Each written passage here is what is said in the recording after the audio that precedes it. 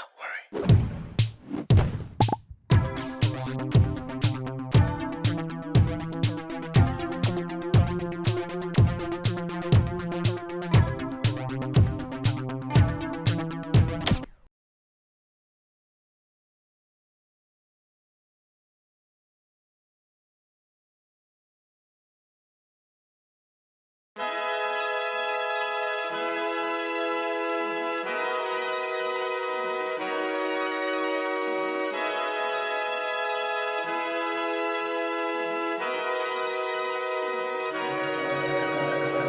علما بيقين الحيل بيجيني ولا هن ولا حين انا بحكي يا رب يا رب يا رب خير واحد على الخفي تسلخ تختفي وتصير معتز تدخيني يا رب يا رب يا رب خير 12 طلعت اخلقت ما اخترتش العيشة اما البعد تعرفش حتى سهل دروشة درويش اسم الراد اعترض رحت اصرخ وبكل حسيس وضح بعض عن شعب الحق يبان وبيجي واسمع ايش ذنب الاولاد يكبر بعناء وبحرب بلاد يكبر ويشوف في شتات لاجيال يعمل بذكاء لا يجيب المال يدي جبال يعمل بنيان بالورشات ماخد كبلان وانا 7 صنايع حد ضايع والقدر اللي بشوفه فيه بعارض كل حدا بظروفه بل وصافن نفرح باحزان ناخدنا فاصل نعرفش نكذب ونواصل بعرف بنخبص بمخاطر تلكان الشدة روحنا ضايل وشهيد نزف راحل صرنا نعيش اخر مراحل يا ملاك الموت كم لسه ضايل للدنيا علما بيقين الحيل وبيجيني ولا هن ولا حين انا بحكي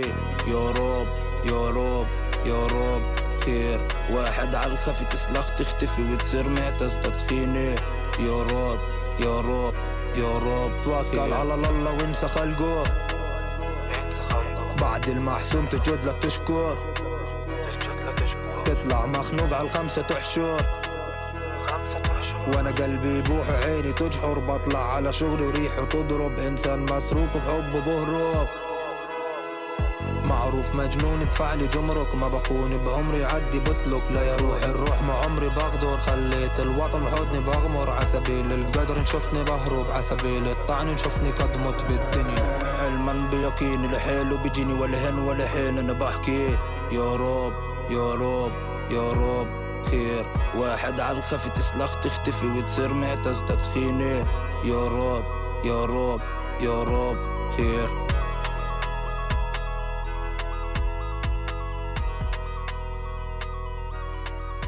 Salutations to the one and only Jim D. Dukers, folks. Jimmy D, as we call him.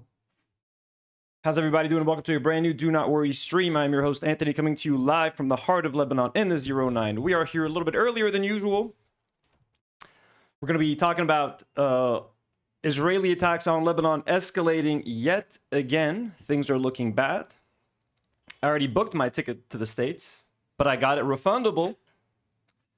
And we're going to be just reacting to Hila Klein's trip to Israel, which she has been, you know, just sharing on Instagram. I wouldn't normally just look at someone's random Instagram stories that have nothing to do with me, but like, you know, someone maybe on the H3 podcast recently just took someone's random story about getting laser hair removal and did like a whole hour-long segment on it. So you know what? When it's a colonizer visiting colonized land during a genocide and while my country's being bombed, I think I'm going to give myself permission to look at her Instagram stories and judge currently that, you know, my country's being bombed right now by Israel. Also, obviously, shout out to our brother, Jim D. Dukers, folks. Yesterday, anybody who joined yesterday's stream, thank you so much for being there. Would have been impossible to do without you guys there. Jim is here with us today. He's here in spirit. He's here, you know, in every way, shape, or form. Also, as we wait to update the BRB screen, to write BRB, this is the current BRB screen.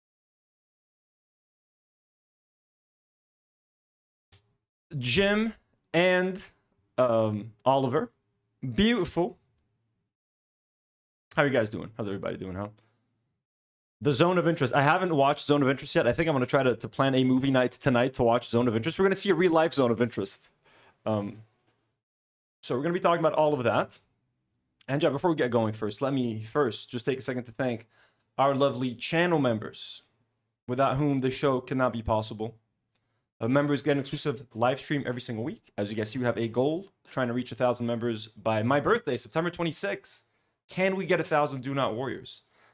Let me thank lovely members such as Tanya 2012, Chubby Puffin, Shy Jindu, the username Matt, Philsun 26, Spam Tana, Guitar Guy Nick, J of the Dead, Attack of the Hank, Karen Ailey. Karen, yeah, Karen Rayleigh. Yeah, Karen Rayleigh, 2938. Hello, Karen Rayleigh. Excess Valor, Chasing Clouds TTV. Thank you guys so much. Whether you've been a member for a month or 21 days or 10 months, we thank and appreciate you so much. Whether you've been gifted a membership, whether you've never spent $1 on your memberships, we appreciate you. And obviously, we're going to thank our forever YouTube member, who is still a member and who will forever be a member, Jim D. Dukers. And also our lovely patrons, folks. Patrons like James D. Dukers. Matthew Bax, Bomb Venusaur, Daniel Nechle, Mercedes W, Gatir patron, Elian Mujabel, superhero patrons, brand new superhero patron that joined yesterday during the Jim D. Duker stream. Legal and Lipstick, thanks so much for supporting the channel. Ezekiel B, A Rose for You, Claudia, Khawla, and Ahmed, Bonnie Buns, and Jordan M. We appreciate our patrons. We love you guys so much. Patrons get exclusive content as well on the channel. Nour and Karine are hard at work on episode 2 of Fantasy Board Review. Let's cheer ourselves up a little bit. And look at this picture one more time.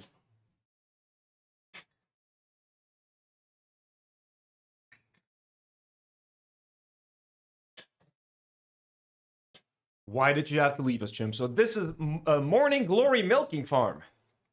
This is the story of apparently this lady who works at a pharmaceutical company that works on, they use Minotaur blood, Minotaur semen. What was the thing that they work? It was like a cure for what? What were they using the Minotaur semen? Anyway, she works at a pharmaceutical that uses Minotaur semen, and her job is to extract the Minotaur semen, and she falls in love with one of the Minotaurs. So Nour and Karine are going to be reading this book and providing a review on the Patreon exclusively for patrons. Jim would have loved this. That's all I can say.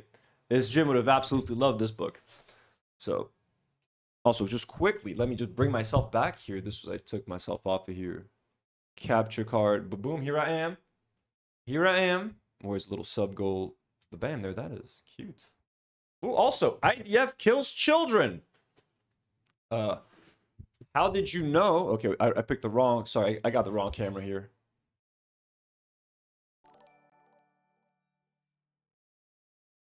We got Jim with us. Okay, sorry.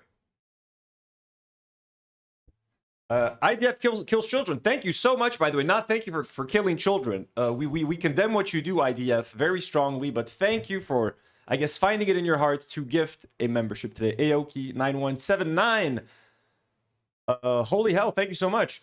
This all membership gifts, folks, are, I consider those, this is just it's Jim coded. Haley says Jim would have had a field day. I know. I kind of want to read this book now just because we can have Jim hosting, right? We're co-hosting. Let me see. Does the split screen work? Holy shit.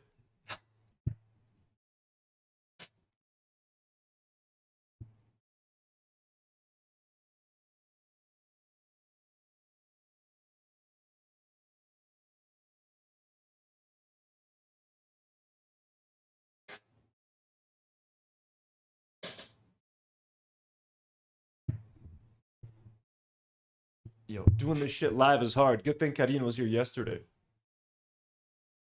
What am I doing to myself? All right, guys, we're going to... So thank you to members and patrons. Remember, you don't have to be a member or a patron to support the channel. Simply like the video, subscribe to the channel. Okay, become a Do Not Warrior.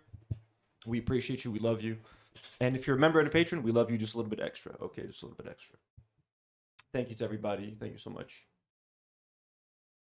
Also, if you guys would like to, indulge me for one more second, you guys can consider subscribing to Tino's Playroom. It is my other channel, our fun channel, where we do fun stuff like play video games, build Lego sets. I review Lego sets.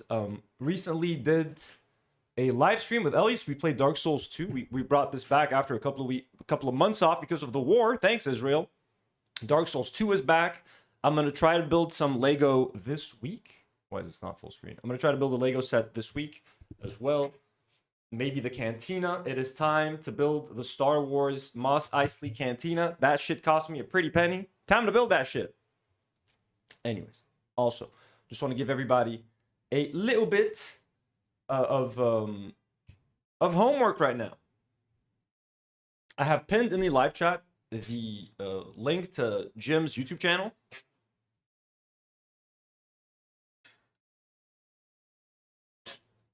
So subscribe. We need to subscribe to Jim's YouTube channel. He's currently at 97 subscribers. I want everybody who's 101 subscribers already. Great. I want this to get to 200 subscribers by the end of today's live stream. Why? Because I want everyone, whoever subscribed to this channel, every day, click on one of the videos, click on one of the poems, watch it, engage with it, leave a comment, leave a like. Let's get the algorithm. Let's like juice up these videos a little bit. Maybe they'll start being recommended to people. Let's just keep this channel alive by just engaging and watching these videos every single day. Try to, you know, there's so many, there's a treasure trove of poems and videos that Jim left us. So, you know what I mean? To live in the hearts we leave behind is to never die, folks. And look at all the stuff that Jim has left us with. You can enjoy one of these videos every single day. Leave a comment, tell him that you miss him, whatever it is you want to say. But we got to get this channel to 200 subscribers by the end of today. Every time I refresh this page, I want to see this number go up. I'm going to refresh it right now. I'm going to see if you guys did what I asked. Not for me, for Jim. All right. 104 subs. All right. That's good. We got to keep this going. Keep it going. So that's what we got to do. Not Cynical really says you got to get the Boba Fett ship. The big one has some awesome effects. Not Cynical. Okay, I don't know if I should say. I have the Jango Fett ship coming. I ordered the Jango Fett Lego, the UCS one. It's going to be really dope. Excited to build it. Bricking has it on special custom order for me. The Kings, the Brick King. Okay, I'm going to test this again. I'm going to refresh one more time. Is this going to be at least 105 subscribers? Boom, 106. Okay, awesome. Keep doing it, please. Subscribe to Jim's channel. Let's get him to 1,000 subs, like as many subscribers as we can. Also, go follow his Instagram at Jim D Dukers. He has a lot of poetry over there. You know, keep all that stuff alive. Starting with the YouTube channel. Okay, let's do that. Also, you can get on Barnes & Noble. Order yourself a copy of Symphony in B flat major. Let's get all these copies sold out. Let's buy everything. Buy every. If you live in the UK, Amazon.uk has this. He has multiple books. Just write Jim D Dukers. You might be able to find however many books he's written. Order them. Buy them. Let's get them to sell out. Let's get the publisher to take notice. Let's get more printings of this stuff done. We're currently, so I also wanted to share just like some nice little news. Some community members have been able to get in contact with Jim's family. I know Dreadful Utopia has been able to connect with a cousin of Jim's. I've also been able to connect with that same cousin, Meg. Very lovely person. I think a lot of us just want the ability to just express our grief and to tell someone from Jim's family how sorry we are and that Jim was loved and looked after digitally, you know, by this community. Also, there's another one of Jim's digital friends who was friends with Jim via the internet, who also like watched our live stream and actually reached out to me, which was super nice. Like I've never met this person before. His name is Max Ref Art, who I'm also, by the way, I told Max that I'm going to invite him to the Discord. So remind me, guys, we need to invite Max over to I told him we have a whole channel on Discord where we're talking about Jim, where we're you know, sharing stories and everything. So we're gonna invite Max over to the Discord.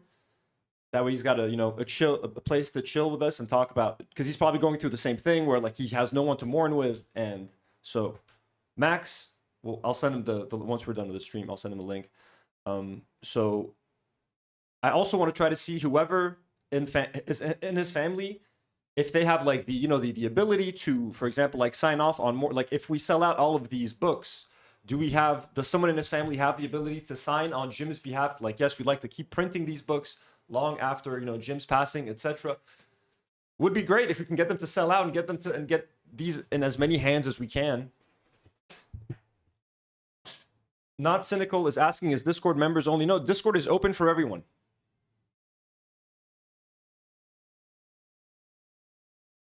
Oh my God, Nina Daly said, I shared Jim's story with my friend's mom. She runs a storytelling group in DC. They're going to feature Jim in their next reading. That's so beautiful. See, that's how you do it.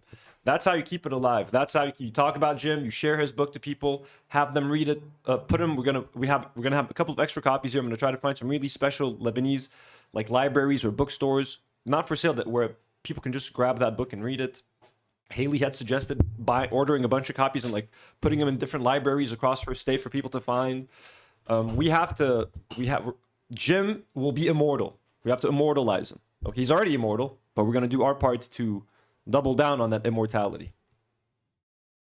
So let me just check back on that YouTube channel. Have you guys been doing what I've been asking? We have 106 people watching. There's no reason this shouldn't be at 111 subs. Okay, great. And also, don't forget, watch the videos, click, engage, leave comments, leave hearts, share them. Okay. So yeah, just wanted to share that we are in contact with Jim's family. They're taking great care of the situation. Everyone is aware. The family is, everyone's in contact with everyone.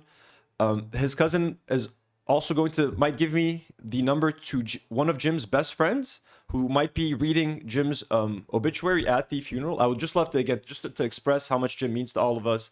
And I just wanted to reassure everyone that in case anyone was worried that like Jim was maybe like spending time alone at home taking care of his mom, he was not alone. You know what I mean? He was very much surrounded by a lot of love. And just a quick little fun thing. Okay. No one told me that I can show this, but why not? You know, why the hell not? You guys want to see Jim in high school? Look at this adorable little chap. Look at Jim D. Dukers in high school, folks. American activist, humanitarian, anti-imperialist, fighter for justice. Man who looks out for us, for everybody. Look at that adorable little high school face. Look at that adorable little high school face.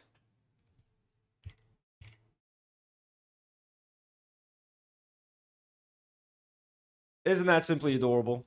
Look at that.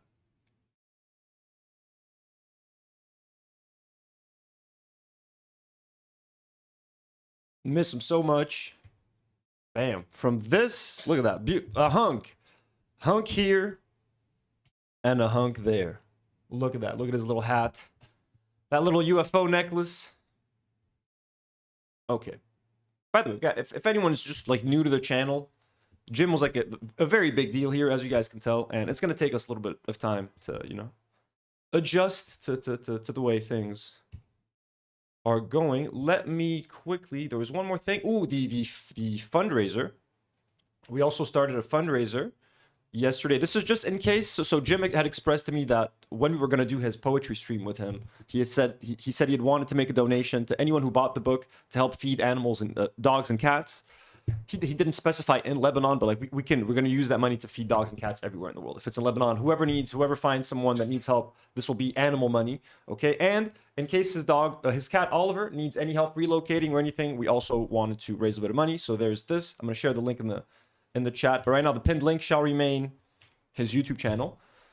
But we're going to be doing an annual fundraiser in Jim's name to raise money to help feed animals and cats. So do not worry. This is going to be something that is forever. This is not we're not rushing to get to the finish line. We already have $620 out of 5,000. If anyone's wondering, hey, wasn't that number higher yesterday? One of the very big donos that we got, something, I don't know what happened. I think it might have been like rejected or something like that. So don't panic, everyone. But whoever's wondering, something happened with one of the donos apparently. But we're at already an incredible amount of $620. And anytime we need to activate the community to raise some money for dogs and animals, and if Oliver needs anything, if anyone in Jim's family needs anything, we come together right over here and, we got it. All right. We're going to get to the topics, folks. Sorry for taking a bit of time, but, you understand.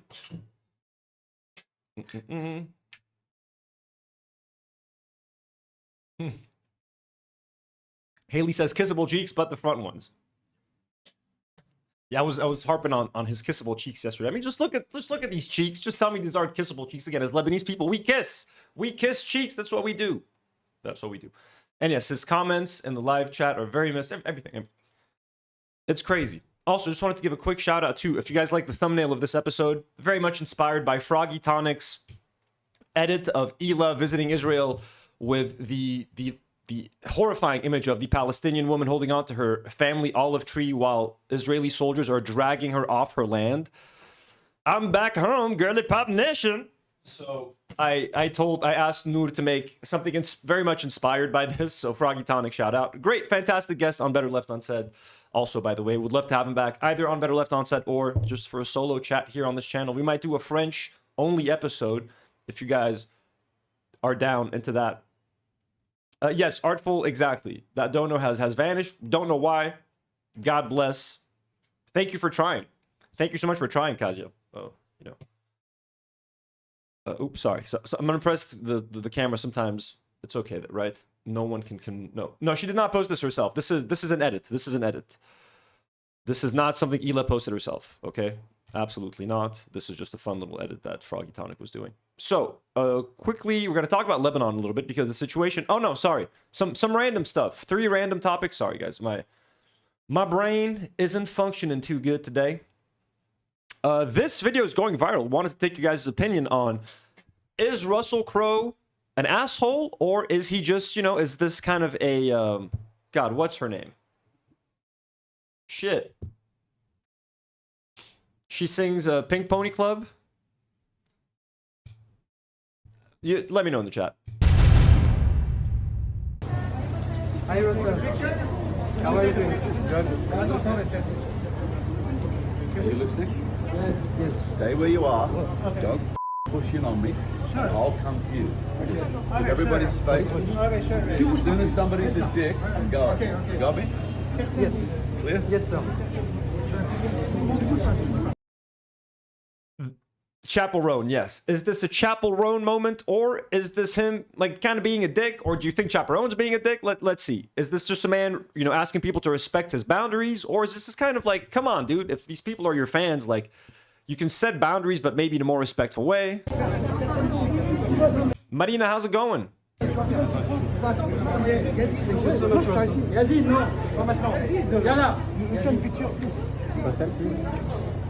you can add Maximus, maybe. Can you add Maximus, please? What's that? Can you add Maximus, please? No. Can you add Maximus? I love how he thinks about it for a second. No. And just like moves away. He's like, fuck you, man. Okay, listen. I know Russel Crowe's had like controversies in the past. Like he threw a phone at someone, so he's had his issues. I'm not trying to claim that the guy's perfect. As a Lebanese person, us Lebanese people have a soft spot for Russel Crowe. I think all men have a soft spot for Russel Crowe because of one, Gladiator. Every man in the world, especially in Lebanon, they love their macho movies, you know, big like, and Gladiator is one of the ultimate macho movies. So respect for Gladiator. And I don't know if you guys know this, Anthony Bourdain, the traveler and you know, food critic and journalist and, you know, poet, I don't know, fucking a great, pretty chill dude. Loved Lebanon, came to Lebanon, really liked Lebanon, and he had gone to a restaurant called Le Chef in Beirut, in Jemaise, that he loved. When the August 4th blast happened in Beirut in 2020, Le Chef was destroyed. Russel Crowe apparently was a big fan of Anthony Bourdain, and he donated like $5,000, I think, to help rebuild Le Chef. So they rebuilt it, and they have like a printed little A4 picture of Russel Crowe just hanging there inside of the restaurant. Like, thank you, Russell, for saving the restaurant. So us Lebanese people, we have a soft spot for Russel Crowe for helping. I mean, could he have made a bigger donation than 3 or 5? I think it was $5,000, you know. Sure, you know, maybe a tenner, Russell, but still, like, come on, just out of the blue, Russel Crowe helps rebuild this small little random restaurant in Lebanon in honor of Anthony Bourdain. We love the Russel Crowe, so let's watch this again with that context in mind. Hi Russel. How are you doing? Good. Are you listening? Yes. Stay where you are. Don't push in on me.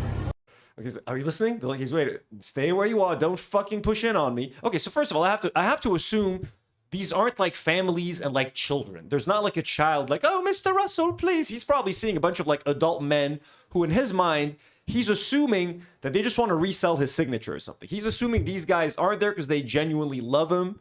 He's like, oh, these fucking assholes, they're holding their fucking posters, so either they want to resell them or they heard he was in town, so they snagged whatever. Russell Crowe merch they could get their hands on, and they're just getting there to get an autograph to like resell it on the secondary market. So that's how he's talking to them. He's not talking to them like there's a mom and her son or something. You know, I haven't seen any of these people, but they all sound like, oh, please, Russell, please. I'll come to you. Give everybody space. As soon as somebody's a dick, go. Go.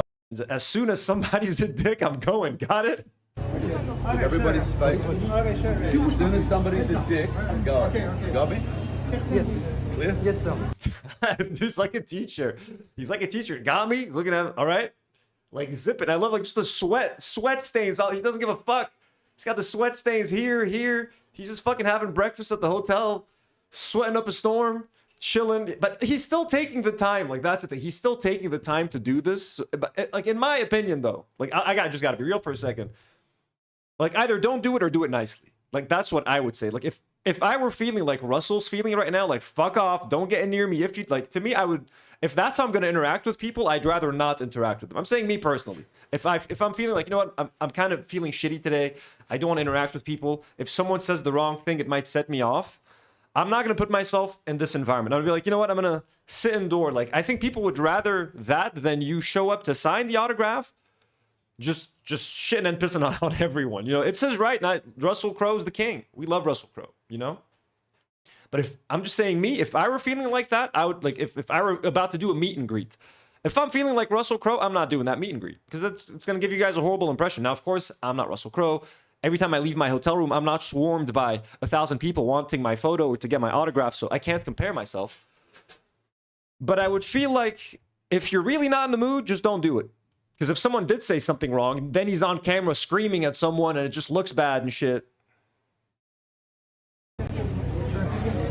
محسن عيد مبارك.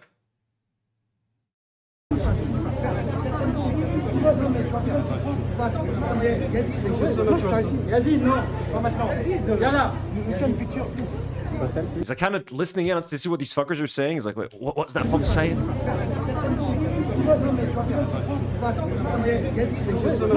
Okay, he's trying to listen. He's like, what's this guy saying? Like he's looking for a reason to get upset. Like he's like, if this guy says something that's gonna upset me, I'm just gonna yell at him. He seems like tense. He seems like kind of scary. Like I wouldn't want to meet Russell Crowe in this condition. Yalla. Where is he? Why are they saying yalla? Why are they saying yalla? If you can add Maximus, maybe. Can you add Maximus, please? What's that? Can you add Maximus? No. I mean, that is to me like, why are you? The guy took the time. He signed your fucking thing. Oh, can you add Maximus? Why is your name Maximus? Your name's not even fucking Maximus. If your name was like Peter or George, like for George, sure, you know. But like Maximus wanted to write the name of his character from the fucking movie. Please, can you write Maximus? No, like he fucking signed. Either tell him from the beginning, hey, can you sign it Maximus? Don't wait for the guy to sign it. Move on to the next signature, and then ask for a redo. That's actually happened with me once, folks. That happened to me once.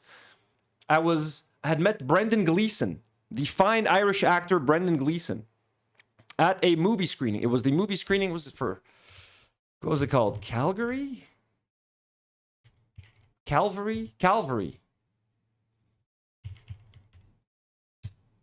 Yes, Calvary. It was a 2014 film. And I had met Brendan Gleeson. This chap. Horrible picture. I don't know why it's so. This guy, all right? Brendan Gleeson, great Irish actor, legendary performer. So someone, I tasked some idiot at the movie theater to take a picture with me, with him. He like took like a picture that didn't take, he like clicked it, but it didn't take a photo. He's like, here you go. I took the picture. I looked at my phone. He hadn't taken a fucking picture. So I had to walk back to Brendan Gleeson. I'm like, listen, man, I'm sorry. Like the guy didn't take the first photo. Can we take another one? I already felt like an asshole just doing that. Like imagine like, hey, can you add this thing? Like, shut up, man. Yeah, Brendan was great. I told him, so funny when I met him. I told him, I loved you in Beowulf. I was trying to say something that no one had ever said to him. You know, no one's going to compliment the first work in Beowulf. I'm sure everyone's like, we love you in Braveheart. We love you in this or that. So I was like, you know what? You were fucking great in Beowulf. And he laughed. He smiled and he laughed. I was like, you know what? There you go. I made that moment semi-memorable for him, you know. But he's the man. He's the guy. Okay. So this guy here just being like, can you add Maximus? Please, s'il vous plaît, Russel. Oh, I love that there's a note. There's a community note that said he signed every autograph and made it to the airport per Russel Crowe. Wait, did he respond? Clickbait, everybody got their autograph and selfie. The passage to the hotel was kept free for guests, and I still got to the airport on time. One man, no security, handled. What's your problem? Honestly, that's fucking dope. Everyone got their autograph and selfie. The passage to the hotel was kept free for guests, and I still got to the airport on time. He doesn't need a fucking... Honestly, that's pretty dope. He doesn't need an army of 6 security guards. He just did it himself. He had the courtesy of yelling at these people themselves. He made it... you know what? I take back everything I said. He made it personal. Instead of having some random giant dude be like, hey, everybody, shut the fuck up. Get back. Get back for Russel Crowe. He was like, you know what? Everybody, behave. I'm the fuck out of here, all right? Be fucking nice. So, super based. Fuck, I take it all back. One more time. Hi, Russel. How are you doing? Are you listening? Yes. Stay where you are. Don't push in on me. I'll come to you. Just give everybody space. As soon as somebody's a dick, go. You got me? Yes. Clear? Yes, sir. I would like to meet Russel Crowe just to tell him, like, he'll assume I'm there for an autograph. Like, you fucker, you want an autograph? No, Russel, I actually just want to say thank you for helping rebuild Le Chef in Beirut. And then I'll give him a hug. I'm like, Lebanon loves you. He'll love me for sure, right? Russel Crowe will definitely give me his approval.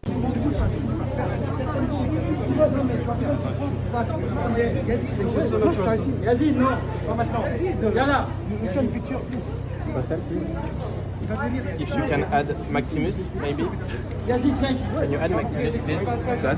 Can you add Maximus? Maximus, please? No. I love the way he says no. That is the most legendary no. No, he thinks about it for that just 1 second. Can you add Maximus, please? What's that? Can you add Maximus? Maximus, please? No. What a guy. What a guy. Thank you for helping rebuild Le Chef. The next time I have lunch at Le Chef, I'm going to post a photo on the community tab, and I'll show you guys the Russel Crowe picture that's hanging there. You can find it there. Look, Russel Crowe, Le Chef, images. Yeah, there it is. Boom. It's got to still be up. It says, thank you, Russel Crowe.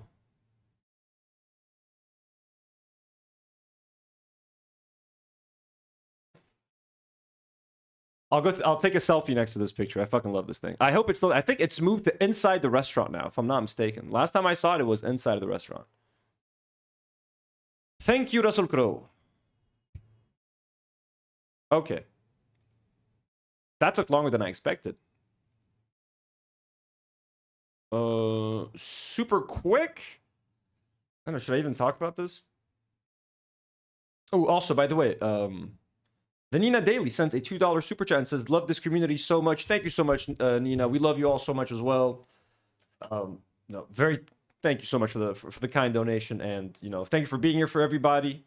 I know it's hard. It's a hard time, but everybody's got each other's back, hopefully. And, we shall make it through together hand in hand. And speaking of hand in hand, Mac Lopez just slammed us with a gifted membership. Thank you so much, Mac Lopez. Who got it?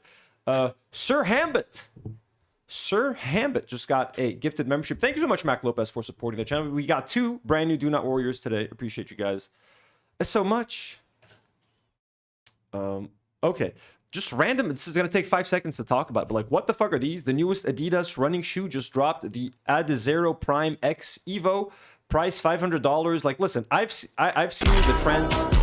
I've seen the trend in running shoes and how soles are getting thicker and thicker. I have a couple of pairs that have, like, pretty chunky soles. Like, what the fuck is this? This is like a self-parody at this point. This looks like the Lego shoe, the Lego Crocs that they made. Like, isn't this the perfect recipe for a rolled ankle? Like, my ankle is rolling just by watching this. You know what I'm saying? How can you safely run in these? Is this like for performers? Like, these are like stilts.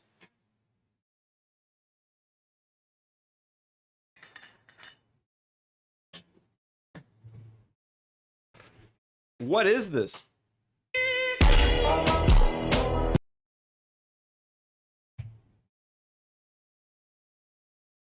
Like, this is terrifying to me. Let me see if there's like a YouTube review of these. What are these called? Azadeo Prime. There's got to be some kind of like YouTube review for this, you know? Have they made it into the hands of runners? Not yet. Only in reels. I'm only seeing Instagram reels and stuff. No.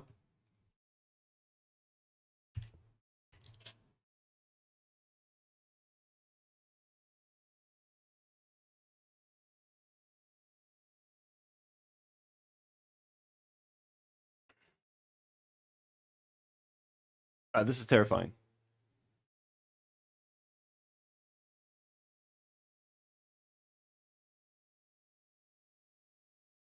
Yeah, it's like you're running on memory foam.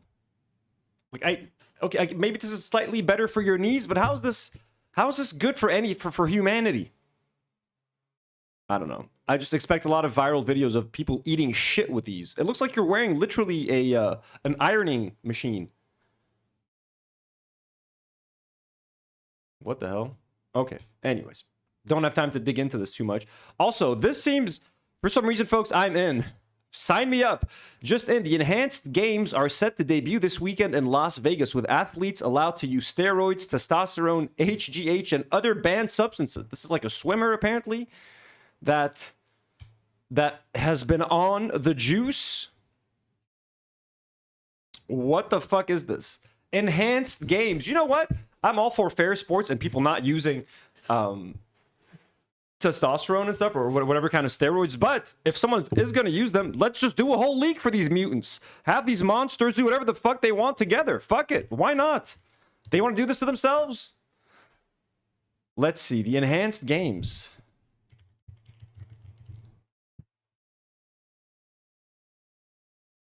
Oh, that's it? Entire years of marketing itself as the future of sport, where various world records were destined to be smashed, the enhanced games finally took place, and well, it fell short. In fact, it fell much shorter than what many people were expecting. Despite putting Yes, Dingafer, Juicer Olympics.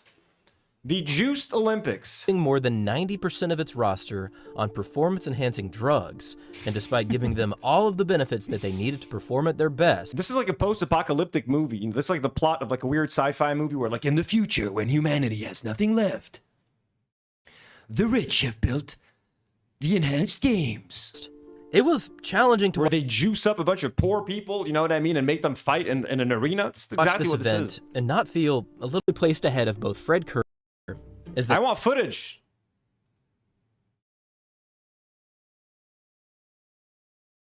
That's what it looked like? That's so cheap looking.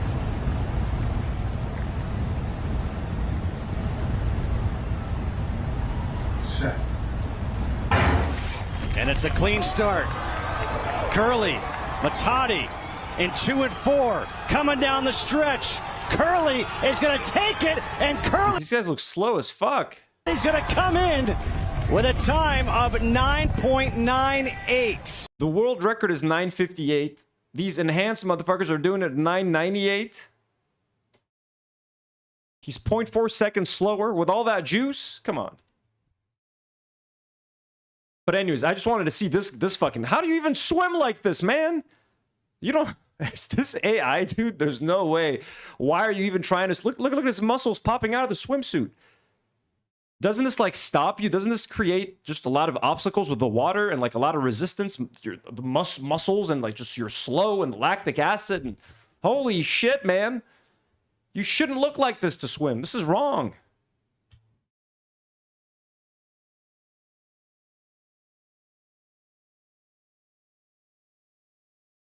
Crazy, man. This is horrifying. Holy shit. And finally, look, no one's talking about this. This is what's so crazy about living nowadays and with AI, and like sometimes you don't know if something's AI or not. Apparently, there was a volcano in the Philippines that was erupting yesterday. Okay, let me make sure that that's real at least. Volcano eruption, Philippines. Yes, so it is real. Okay. God damn, bro. Just look what happens. This is like a live stream of the volcano. A meteor is about to hit right behind the volcano. See that green light, ominous green light, and then a little glowing object is going to come out of that debris and float out into space.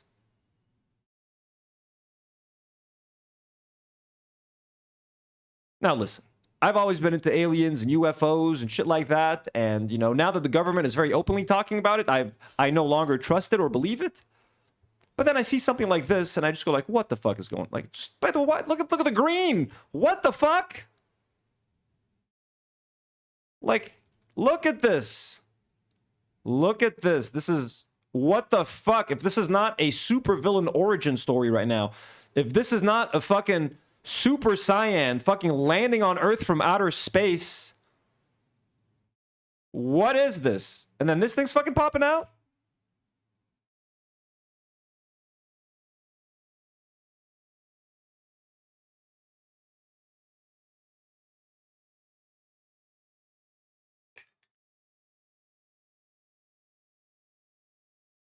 It is. People are saying it's a comet. People are saying it's an asteroid, basically. But then what's the thing flying out of it? Poll the alien stream. It's not going to do well.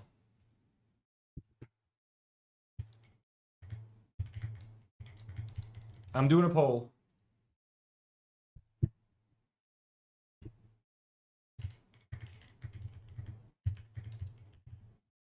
Do you want an alien and UFO stream?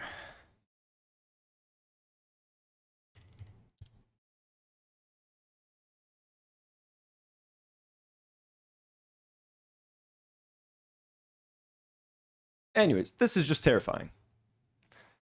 People are saying yes now, but you're not going to watch. Every time I do UFO stuff, no one cares. Okay. We're going to quickly move on to talking about what's happening in Lebanon. The war is back on. Israel is threatening to start bombing Beirut proper again, even though the war has not stopped. The ceasefire has seen over 600 people dead since the last, a month and a half since it's been around. It's only partial ceasefire. South Lebanon is being decimated, destroyed, houses, innocent people, towns are being razed to the ground as they are, and now Israel wants to expand its war yet again into the rest of Lebanon. But before we get into all of that, quick video, very shocking video, so please, trigger warning if you do not want to see this. This is footage of an Israeli double tap attack on Lebanese rescue workers, an ambulance. It's all caught on tape, and this Sky News is going to show it without any blurring, which is great actually, because you need to see what the fuck is happening. Our special correspondent Chris, hello, what's up? Alex Crawford reports from southern Lebanon, and a warning that it does show footage of a fatal missile attack on an ambulance. These are now a daily ritual in Lebanon, a funeral cortege winding through streets battered by Israeli bombs which haven't stopped falling despite a ceasefire deal. Those being mourned are increasingly medics, killed as they help those caught up in the attacks. The Lebanese government says they're being deliberately targeted. They call them double taps, and this one was caught on camera. The video we're going to show you is shocking and begins after the medics arrive at the first attack. They're in neon jackets calling the second ambulance in. So there they are. These people are injured. These guys right here are the medics, and they're calling over a second ambulance to come help them. And these people have been injured by an Israeli attack, of course. In neon jackets calling the second ambulance in after a father and his young daughter have been hit. As the crew arrives, there's another bomb. Allahu Akbar! Allahu Akbar! When slowed down, you can see the bomb hitting the front of the ambulance. The moment of impact is captured by a second camera inside the arriving ambulance. The two-man crew rushing to help their colleagues and those injured on the road somehow escaped with their lives. But now they too are wounded. All three of their colleagues outside on the street were killed, as well as the father, his young child, and a civilian who'd stopped to help. So this is terrorism. This is Israel. This is our next door neighbor. This is what they're doing here in Lebanon on a daily basis. A crime against humanity caught on camera. I'm sorry. What the fuck is this? We're going to watch it again. I'm sorry. When slowed down, you can see the bomb hitting Injured father, child, the front of rescue workers. the ambulance. Look at that. The IDF saw this and was like, yep, time to strike. So I'm sorry for my lack of sympathy for the IDF, for Israel.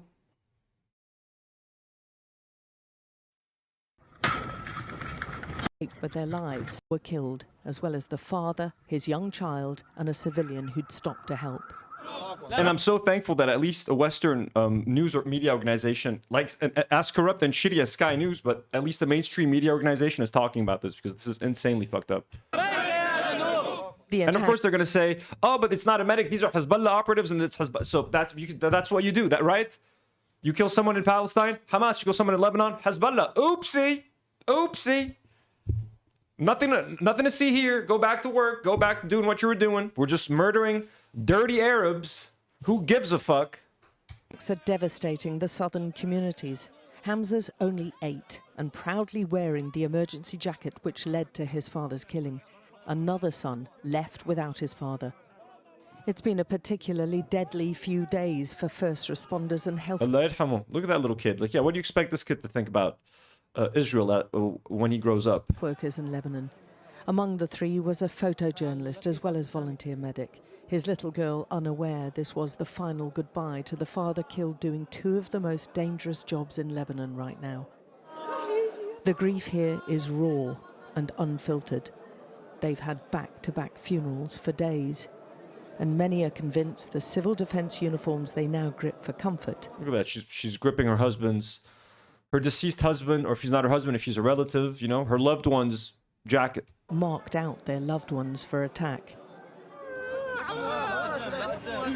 We asked the Israeli military why these first responders Yeah, this is Sky News, shockingly. were attacked, but they offered no credible explanation. You know what the Israelis are going to say? Oh, these are actually Hezbollah operatives pretending to be aid workers. The Israeli military told us they hit 2 Hezbollah motorbikes, one after the other, but didn't explain why the video of the attack seemed to contradict this. The military said... Yeah, and the reason I'm showing this, and then we're going to talk about Hila Klein later, is because I'm trying to show you the parallels. While Hila is now on vacation in Israel, and shout out to Sir Hambot for bringing that up, says Hila is in Israel making it look like a dreamland when they are making hell for others. Exactly. This is why I combined those 2 topics today. I was going to react to Sam Cedar versus Jillian Michaels, but I figured these 2 just paired very well together. Look at what's happening in Lebanon. Look at what they're starting to do a genocide of the South, essentially. An ethnic cleansing of the South. Just a cleansing of anything. There's no life there anymore. Even if they want to come over and take over the South, they're ruining the whole land for everybody. But anyways, as they're committing these heinous crimes, you have Hila parading around Israel, taking tourist photos and trying to show you, oh, look how normal and nice it is. At what cost? At the cost of these people. This is what's happening. So, and any attempt to normalize Israel or try to make it look like a fun tour. Also, we're canceling Mr. Beast today. I don't know if you guys knew that. We're examining the claims of uninvolved individuals being harmed.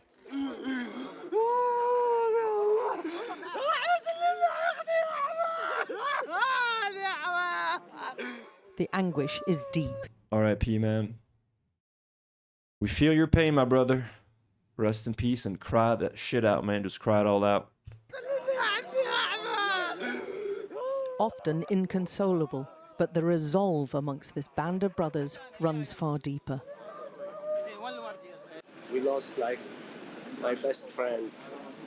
Like we are like brothers together all the time together. Like 18 days together every day, every hour. We lost him.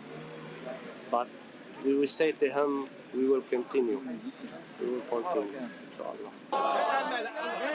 To many here, Rest in peace, brother. the war has never stopped. The country's future is now tied to an Iran-US-Israel deal. It's an absolute insistence by negotiators in Tehran who support the armed group Hezbollah, which is firing rockets. By the way, just look at the pain in this guy's eyes. Like, We will say to him, we will continue. We will continue. and you hear the pain in his voice. Again, we all talk about the women and children that are being killed, but look at these heartbroken, shattered fucking men, dude. This man is fucking shattered. His best friend is gone. He's got to be like, yeah, we're gonna keep going, man. Respectfully, and he says it so like Together every day, every hour. We lost him, but we will say to him, we will continue. We will continue, inshallah. To many here, the war has never stopped. The country's future is now tied to an Iran-US-Israel deal. It's an absolute insistence by negotiators in Tehran who support the armed group Hezbollah, which is firing rockets into northern Israel. But historic talks between the Lebanese government and Israel have failed to bring any respite from the killings, and a ceasefire agreed mid-April hasn't stopped the bombings. Even as they're putting someone to rest, you can see the remnants and the aftermath of what happened in an... Look at this, man. What is this? What do we... But look, remnants and aftermath. It's a fucking parking lot, bro. They're doing it again. They're literally they're doing Gaza again. They're doing it again. Look at this, man. لكسمكم بأيرة واحد واحد كسخت إسرائيل بزبر أيرة. That one was for Jim. The remnants and the aftermath of what happened in an explosion yesterday. Half the cemetery covered. There's very few places now where people feel safe in South Lebanon. Even the dead aren't left undisturbed, and many of these graves are fresh from attacks in the last few days, as well as where whole generations are buried. Do you have anyone that you know around here? Oh, by the way, sorry. I'm going to be on the Noah Samson stream tonight. 1 a.m. Lebanon time. What is that, Eastern? Unless there's any changes in the schedule or anything like that. As far as I know for now, I'm going to be there at 1 a.m. Lebanon time. That means 12, 11, 10, 9, 8, 7, 6. That means 6 p.m. Eastern. So 6 p.m. Eastern for you guys. 1 a.m. for me. Noah Samson stream. As a guest, just to talk and chill. So if you guys are online, go ahead and check it out. Show some support and let's help Noah reach his goal. Grandpa. Your grandfather? Grandma. My uncle. My uncle. My uncle. My uncle. Oh my God. How do you feel about seeing it like this? It's very painful. What are you thinking about what's going on here? I don't know. He came and talks. His whole family's here. Grandfather. Do you have anyone that you know around here? Grandpa. Your grandfather? Grandma. My uncle. My uncle. My uncle. My uncle. Oh my God. Grandpa, grandma, uncle, uncle, uncle, uncle. How do you feel about seeing it like this? It's very painful. Yeah, Nina makes a great point in the chat. She says, Hila gets to visit Palestine, and I'm contemplating if it's safe for me and my kids to visit my family because of their brutality. Yeah, Arabs aren't allowed to go to their homes. We're not allowed to enjoy our country. We're not allowed to feel safe or feel like we have a stable life. Never. Dana is here, the $2 donor. Thank you so much, Dana. Says, I'm so sorry, just came from a meeting. Shura halayit. We just talked about Jim a little bit at first, then a couple of fun little random topics from Russel Crowe. Now we are just seeing some of the brutality that Israel is unleashing upon Lebanon. Thank you so much for being here, Dana. What are you thinking about what's going on here? Too painful to talk about, mostly. These latest bombings have terrified all but the most robust into leaving Deir Hanun. The town had already seen many residents go. Many more have left over the past few days. Those who stay, like Hussein, do so because they can't plan a future when their past is all here. He's sweeping his relatives' graves, including his wife's. She died last year. Most of the graves are now damaged in some way. He was a paramedic, and his 4 sons are now paramedics, and he worries about... God. Look at that, Jiddu. sweeping his wife's grave. Do so because they can't plan a future when their past is all here. He's sweeping his relatives' graves, including his wife's. She died last year. Most of the graves are now damaged in some way. He was a paramedic. Again, this is Israel. This is Israel doing this. And his 4 sons are now paramedics, and he worries about their safety. I have 4 paramedics. This is the youngest one of them. This is my son, and I have 3 others who are also paramedics. They're all married with children, and I check on them constantly. His youngest was due to be with the crews that ended up being killed. He didn't go, only because his father begged him to stay behind. The second ambulance came and they hit it. It's very clear we're all paramedics and just rescuing civilians. We've got absolutely no weapons, and yet they still attack us. Each time his sons go on emergency calls, he fears they won't come back. His family's already seen its matriarch die, and he's already preparing himself for one or more of his sons being killed.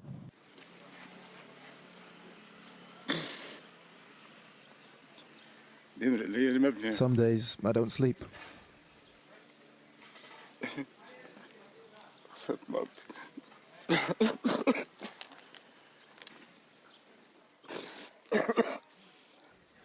I lost my wife. We lived through the last war. And we were displaced and left our home. But the boys stayed here. If one son stays, I don't have too much of a problem. But if 4 of them stay and a strike takes them all, it's a disaster, a disaster. His family's hurting, the country's hurting, and so far no one seems able to stop it. Alex Crawford, Sky News. Bless you, sir.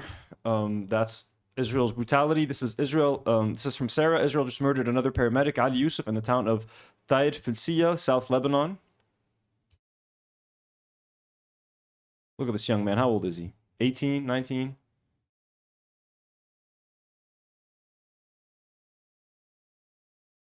Also, Israel dropped a bomb on medical center in Srifa, South Lebanon, murdering paramedic Ali Abbas Naji.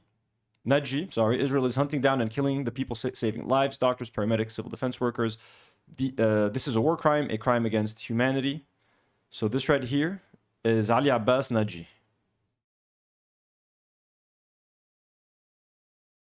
R.I.P. Ali Abbas. Say hi to Jim for us. Israel has now killed more than 130 medics in Lebanon in less than 3 months. And the world watches in silence. 130 medics in Lebanon in less than 3 months. Insane. And the world watches in silence. And this young man was killed just right after this series of tweets. Also, this is Tir, South Lebanon today. This was yesterday. Israel is leveling entire civilian neighborhoods in one of the most intense bombardments yet. One of humanity's oldest cities is being systematically wiped out, and not a peep from the complicit international community.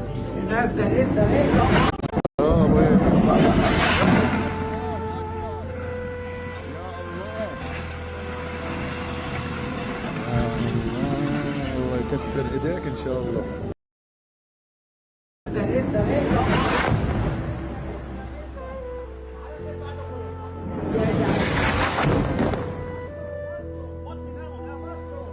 It's just like a playground for them to enjoy playing with their toys. A full country, full civilization.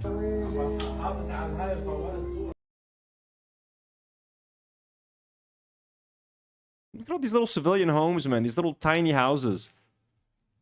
They're just fucking murdering people, dude.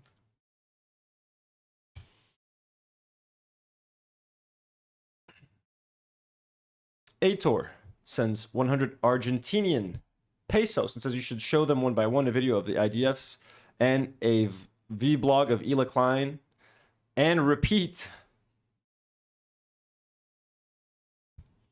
Trap Beans is asking, did you see the Palestinian baby who lost his mom and his leg? No, I have not, but we've seen countless sites like that over the last 3 years. It's been disgusting.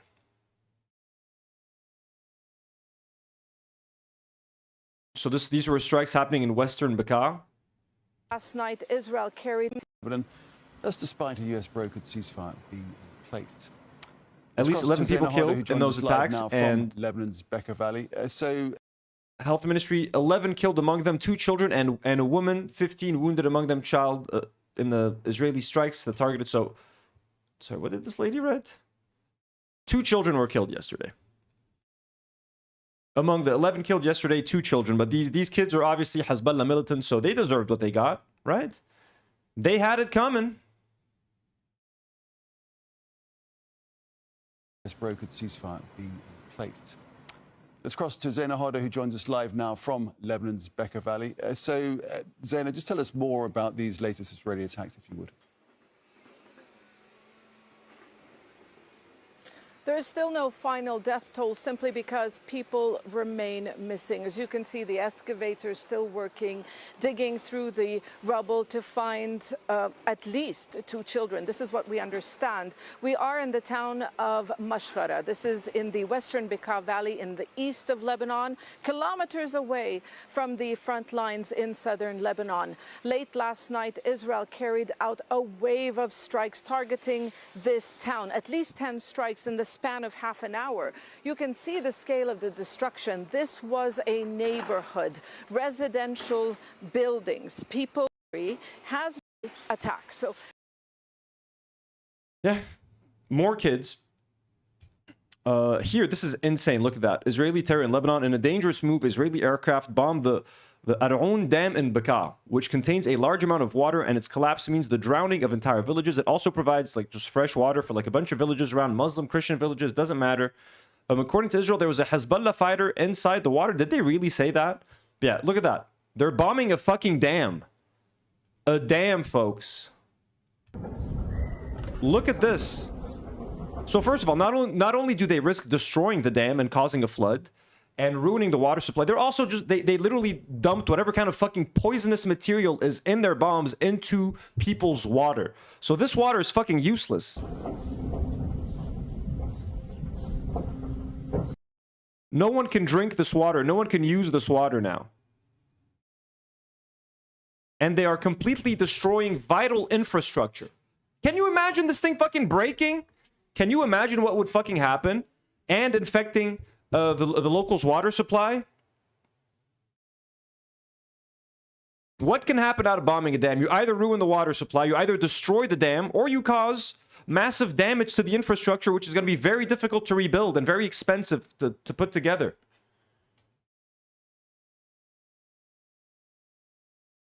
Jesus fucking Christ, man. Here is Israel finance minister. Why does this fucking motherfucker for a finance minister, he loves talking about fucking war. Israel finance minister Smotrich on Lebanon. The most effective way to stop Hezbollah is simply to announce that for every drone, 10 buildings in Beirut will be destroyed. If there were 7 drones, then 70 buildings. If there were 15, then 150.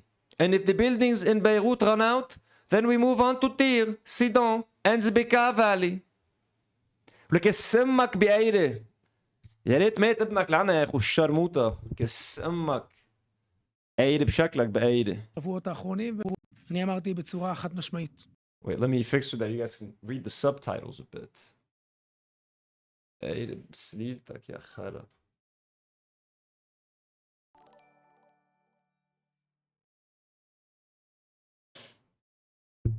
Fart Twain, thank you so much. Sends a $5 super chat. Thank you so much, Fart Twain, for the generous support. And says, AB, how do you work for someone who you know would justify the deletion of your family members? For what? Cars and luxury apartments? Shame. I know, right? And Hila is currently visiting the genocidal nation and trying to normalize it on her Instagram. Make it look like a fun tourist destination. Aitor, just as I did the frog voice, sends 100 Argentinian pesos and says, that's not a war crime. Stop being anti-Semitic. Look at my teddy glow. לכל השבועות האחרונים, ואמרתי את זה גם אתמול בקולי. במקביל להשקעה תקציבית גדולה מאוד בפתרונות טכנולוגיים ואחרים להגנה מפני איום הרחפנים, רחפני הנפץ האלה. היי, ברבק, הסות למעריף טבק. סיב, הדרך הטובה והמהירה והיעילה ביותר להפסיק אותם, זה פשוט להודיע שעל כל רחפן יורדים 10 בניינים בביירות. ואם היו Every drone, 10 buildings in Beirut are coming down. אז 70, ואם 15 אז 150. This is war. This is how the West conducts its wars. This is how Israel conducts it. Oh, you blow up one drone? You attack us with one drone? That's 10 buildings, motherfuckers. For every drone you use, we're going to destroy 10 massive civilian buildings. We're going to destroy your civilian infrastructure. We're going to fuck you up. We're going to make you guys fucking pay. You know? Lovely people. Lovely people. Love them. Bad Pierogies has just gifted 1 Do Not Worry membership. Let's go. We're at 3 brand new members today. Thank you so much, Bad Pierogies. Very kind. And Trap Beans just got that membership. Let's fucking go. According to Dropsite News, Israeli Prime Minister Netanyahu and Defense Minister Katz held talks Monday and are leaning towards significantly expanding military operations in southern Lebanon, Israel's Channel 14 reported. Netanyahu said in a video message that he has asked the Israeli military to step on the gas even more, saying the war with Hezbollah continues. By the way, this is the video, but it's all in Hebrew. So we're going to read the points from Dropsite. The IDF has prepared a broad strike plan targeting buildings and infrastructure it claims is used by Hezbollah and is recommending immediate implementation, Channel 14 said. The news comes amid what the Israeli outlet describes as a particularly difficult month in the northern sector. 11 Israeli soldiers have been killed, mostly by explosive FPV drones, sustained attrition along the confrontation line, and growing anger among northern residents. Senior IDF officers and commanders have also voiced sharp internal criticism that current policy is not generating deterrence. Facing some reported pressure from US President Trump to avoid deep strikes in Lebanon, particularly in the capital Beirut, Israel is signaling tonight that the rules of the game are changing. The report said, as long as Hezbollah... Sorry, my cat's just fucking dropped something. As long as Hezbollah drone and rocket attacks continue, strikes will intensify. Note, Channel 14 is widely considered to be extremely closely aligned with and supportive of Prime Minister Benjamin Netanyahu, often described by media experts and critiques as Israel's Fox News or a direct message transmitting tool for the regime.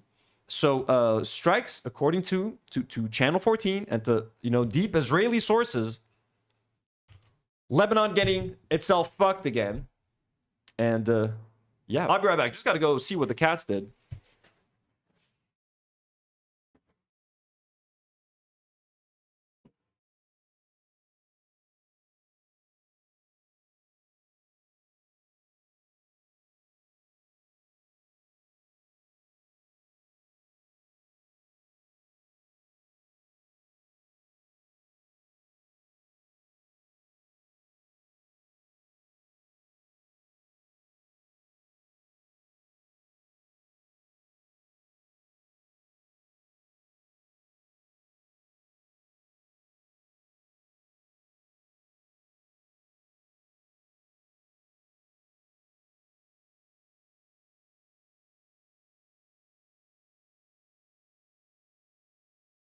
What? He just knocked over a big old bowl of old action figures I had that I was cleaning. Get down. Get down. Go.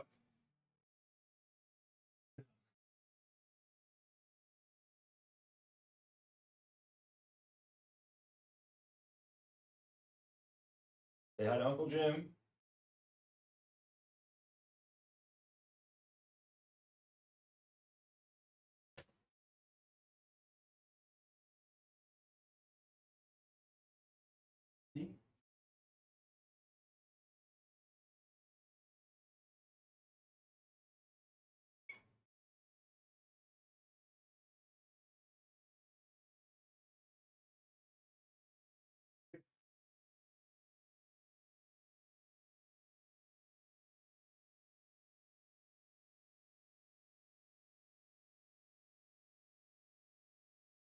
They had to pay their respects.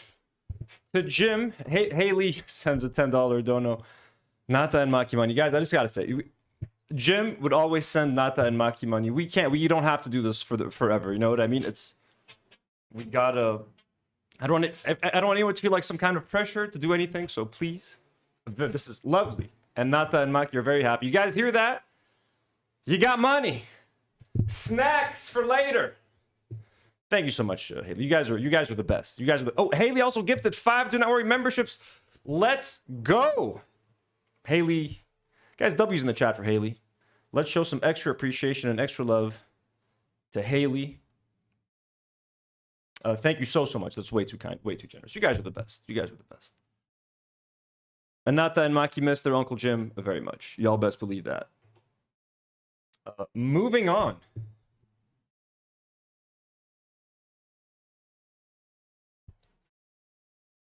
Jonathan El Khouri shared this. So these are two Lebanese people that live in Israel. Lebanese Israelis. A message from, by the way, we're at 8 new members today. Holy shit. You guys are the best. You guys are the best. Did I not click hard on this one?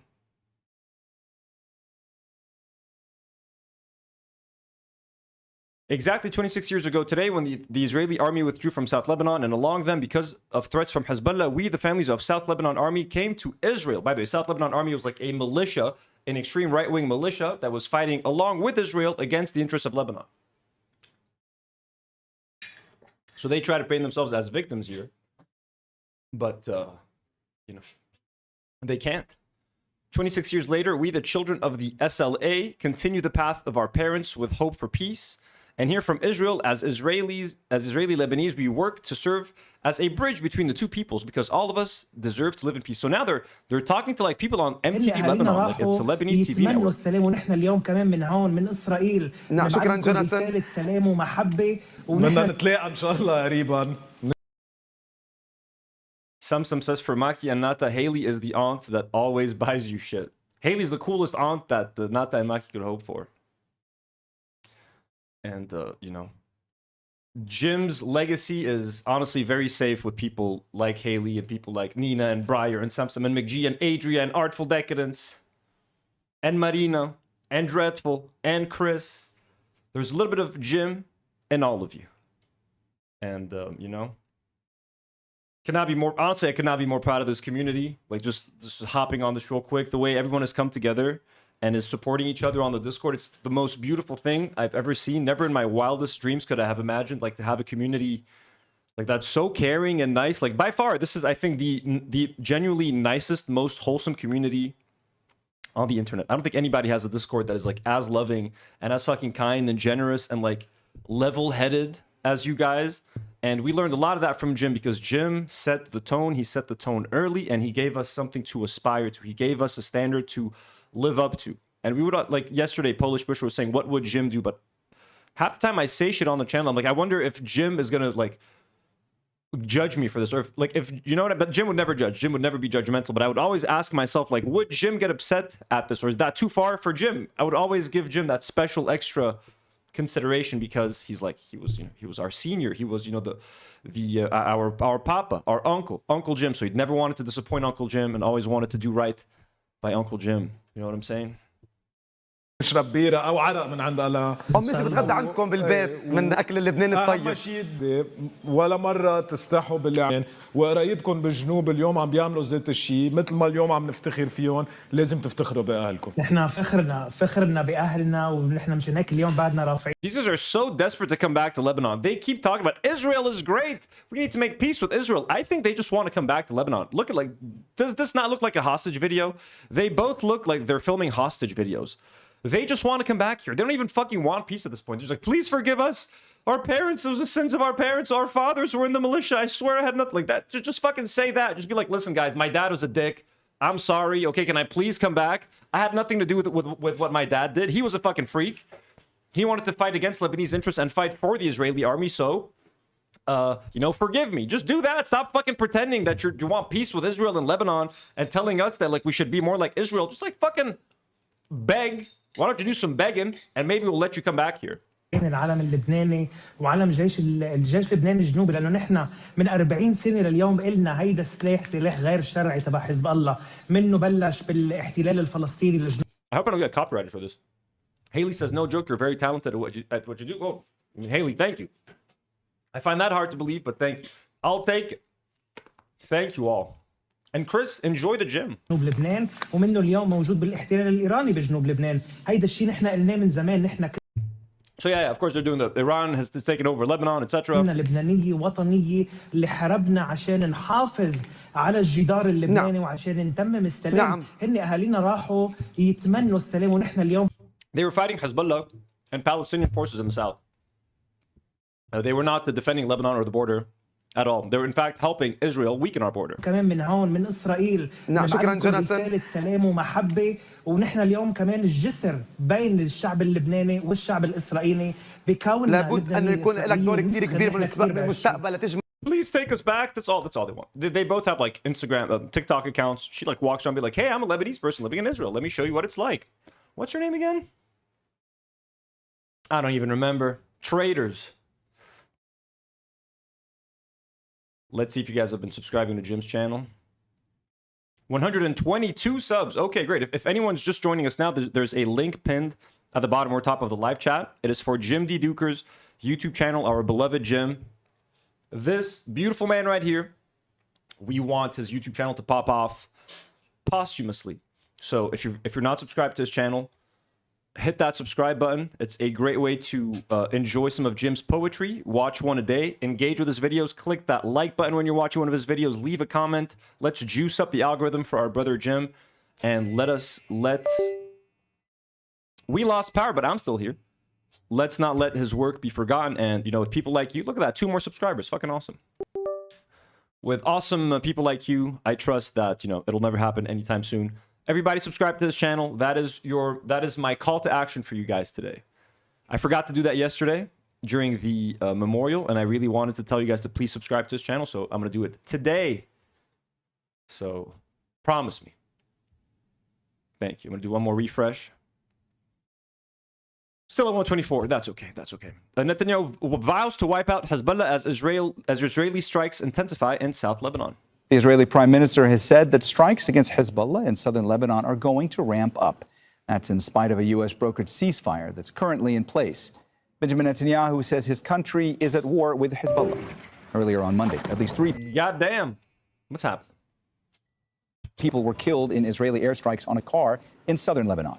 Netanyahu's comments come as Iran has given guarantees to Hezbollah that a ceasefire in Lebanon is integral to any future deal Tehran would agree to with the U.S. We're not taking our foot off the gas. On the contrary, I've said to step on the gas even harder. We'll take care of them. But what this requires of us now is to intensify the strikes, to increase the intensity. We will wipe them out completely. Arbeida Hito is live for us now in Tyre in southern Lebanon. Arbeida, Benjamin Netanyahu says that he's ramping up attacks on Hezbollah in Lebanon. We know that on paper there is a ceasefire between Israel and Lebanon, but from what you're seeing and from all that you've been reporting, when there are violations on a daily basis and the displacement crisis keeps worsening, is this... And... Sorry, the fucking generator is going crazy. Power keeps coming on and off. By the way, let me know in chat if the time is it too early for you guys? Okay, so the alien poll has a 65% yes. Doesn't seem all that enthusiastic, I gotta say. I'm gonna do another poll real quick. Is this streaming time okay for you guys? Ceasefire really in place? That's right, Mohammed. The ceasefire is basically just ink on paper. What we're seeing is an ongoing escalation. Day after day, more and more people are being killed. More and more people are being displaced from their homes. Just today, in the city of Tyre, Israel issued evacuation orders for specific buildings. And the concerning part here is that these buildings are in some very densely populated areas around the city of Tyre, including some Palestinian refugee camps that have been here for decades. In one of them, the Rashidiyah refugee camp, there are... What? Israelis striking in densely populated areas? You don't say. At least 20,000 people living there. One specific building was targeted, but these evacuation orders caused panic and they instill fear in the population, in communities that just want this war to end. So it's easy to say that we want a ceasefire. They even extended the ceasefire when it was expired on the back of the meetings that took place in Washington, D.C. But all of that has been just words. And there hasn't... Yeah, those meetings in Washington, D.C. that literally meant nothing. It just maybe ended up protecting the Christian areas of Lebanon, but South Lebanon was sold out so that the rest of Lebanon could get a break on the backs of the Shia population. Been any sign of a de-escalation here in southern Lebanon for the past 2 months. Unfortunately, that's taken a huge toll on the civilian population, on the country as a whole, a humanitarian crisis that continues to grow on top of an economic crisis that just doesn't go away. Arbeida, at this particular moment, where does this leave negotiations towards a more lasting peace? I think that this escalation is not going to change the direction of these negotiations on Friday the 29th in just a few days. The first part of the second round of these negotiations are going to take place in the Pentagon. There's going to be military technical officials from both sides, Lebanon, the United States and Israel, at the Pentagon talking about some specifics regarding the way the situation is here on the ground. But that being said, when Netanyahu says he wants to wipe out Hezbollah, he's actually sticking to his original demand. He wants the Lebanese government to actually be part of this effort to disarm Hezbollah. But that puts the Lebanese government in a very difficult situation because a significant part of the population here in Lebanon actually does support Hezbollah. They have a huge support base in many parts of the south and throughout the country. People don't want Israel to occupy their land here in Lebanon. And as long as Israel continues to carry out strikes targeting civilians, targeting paramedics and hospitals and civilians, I don't think they're going to get a lot of goodwill from the people here in Lebanon, which is going to make the Lebanese government's job much more difficult. All right, Arbeida Hito was live for us there in Tyre in southern. Well, it's according to this, Netanyahu is using the Lebanese escalation for political survival. So Netanyahu doesn't give a fuck about Lebanese people actually accepting or not accepting Israelis as our saviors right now. Meanwhile, it's just a way for him to stay in power. Senior far-right Israeli ministers have called for an escalation of military operations in Lebanon. It's a direct violation of the ongoing ceasefire deal that was extended last week between the two countries. They don't give a shit. Israel doesn't give a shit about a ceasefire. They don't want a ceasefire in Lebanon. They don't want. First of all, they want the south. They also want the gas fields that are in the ocean, which is part of the land that they cut off. They also, they took our oceans too, by the way. Finance Minister Bezalel Smotrich called for strikes on Beirut to counter Hezbollah's drone attack, saying for every explosive drone, he said 10 buildings must fall in Beirut. While the National Security Minister Itamar Ben-Gvir called for a return to, quote-unquote, an intense war. He posted on X, it's time for the Prime Minister to bang on... Chris is saying stick to one time. Chris, I'm experimenting because when I stream at night, I don't have the rest of the night to do anything. So I'm trying to see if I start streaming at 5:30, finish at around 8:30 p.m. Beirut time every day, that it's acceptable. So if this is a good time, my streams are going to be starting 3 hours early. That's why we're asking, Chris, okay? So it's confusing because I'm experimenting. Thank you. Trump's table and inform him that we are returning to war in Lebanon. We need to cut off the electricity in Lebanon, conquer Dahiyeh, and return to intense war. Joining us for more on this is Ori Goldberg. He's an Israeli political commentator, and he joins us live from Tel Aviv. Thank you very much, Ori, for joining us. This just comes actually as Benjamin Netanyahu has said he's essentially saying they've got to intensify strikes against Hezbollah. So they've got three, the Prime Minister and two of his ministers, all really at the moment trying to increase the war fighting capability of Israel in southern Lebanon. Surely this has got a political dimension to it as well. Most definitely. At the same time Netanyahu is doing this, he is orchestrating in shady back rooms a political deal that will disqualify at least one of the Israeli-Palestinian parties that are expected to run in the upcoming election, thereby ensuring that Israeli-Palestinian participation will be significantly lessened, and that means that his opposition will have less of a chance to remove him from office. This is all political. This has absolutely nothing to do with security. It has nothing to do with any kind of resolution. It hasn't even got anything to do with winning a war. Just as we saw in Iran, Israel is not in it to win it. Israel is in it to destroy as much as possible, to create facts in the field, and to buttress Netanyahu and his partner's political agenda. It's also being portrayed as a land grab. He's been successfully doing this, by the way. This fucker Netanyahu has been successfully starting wars and just remaining in power on the back of those wars for fucking 5 years now or some shit. Gaza, and then here, and then Iran, and then piggybacks off back here, and then Syria, and Yemen, and a little bit of everything.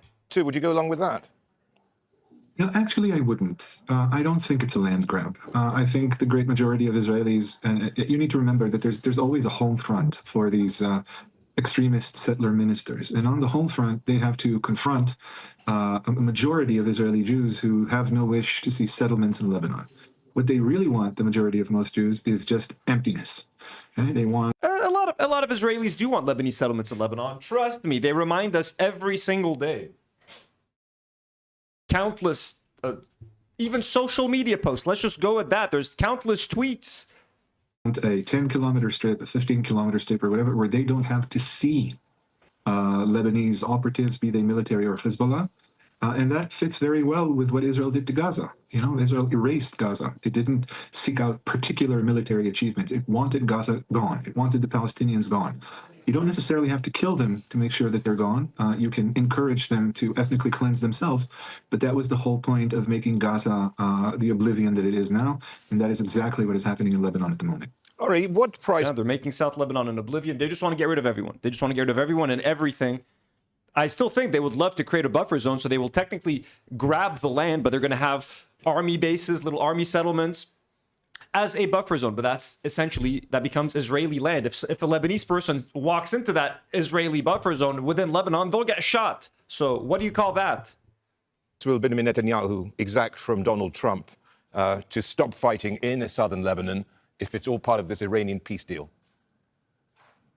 Well, that's a good question. There are a lot of people, smart, well-versed, knowledgeable, who believe that Netanyahu still controls Trump, either through funding or through AIPAC. The recent defeat of Congressman Massey seems to be an indication that AIPAC still has its strength.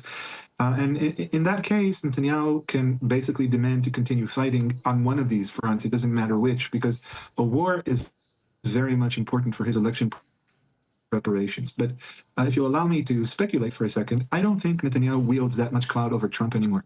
I don't think Trump trusts Netanyahu. I don't think Trump, even with the magic that's usually ascribed to Jewish donors, I don't think Trump sees himself in Netanyahu's debt or in the debt of any one of those donors. I think Trump is genuinely trying to get out of the worst quagmire he has managed to sink himself in. And when that is the case, when it's an existential quandary, Netanyahu, and especially when Netanyahu is as weak as he is, and that's an important point. Israel can expand tremendous lethal power and still be very weak because it has no options and no vision and no sense of what it means to win. Netanyahu is weak. Israel is. I think Trump is genuinely trying to get out of the worst quagmire he has managed to sink. Netanyahu is not going to let Trump get out of this fucking quagmire. Netanyahu's goal is to make sure that Trump remains in there. He's going to force America to get down in the shit with him. Himself in.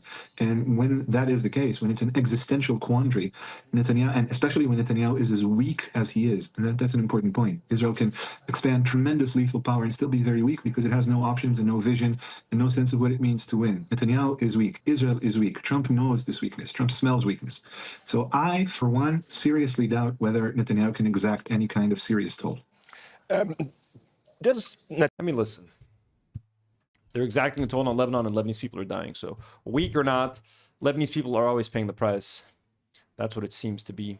Folks, we're going to take a 2.5-minute break. Just a quick, small pause before we move into the Hila and Israel vlogs that we're going to explore. So, just 2 minutes. We'll be right back. Okay. So, join us for a second.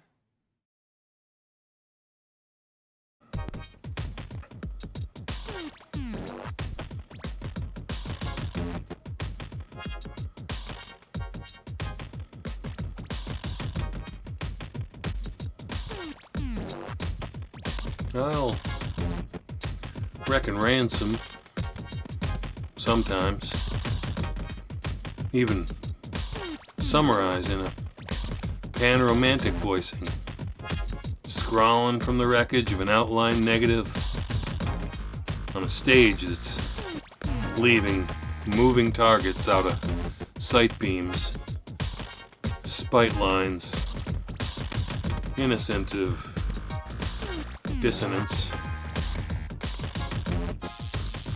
No, really.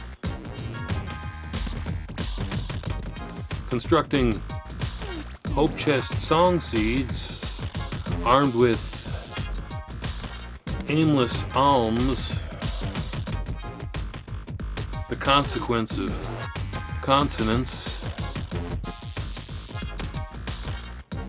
an odd, mishandled, fine-tuned, winsome hair-end headstand moment.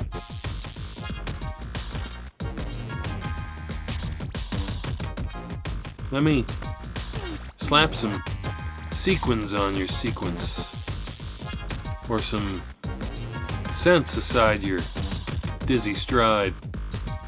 Your sun lamp reins untied. Besides, We're not obstructing vowels, nibbling, ribbing structure, type rod rusty, and reconstitutions.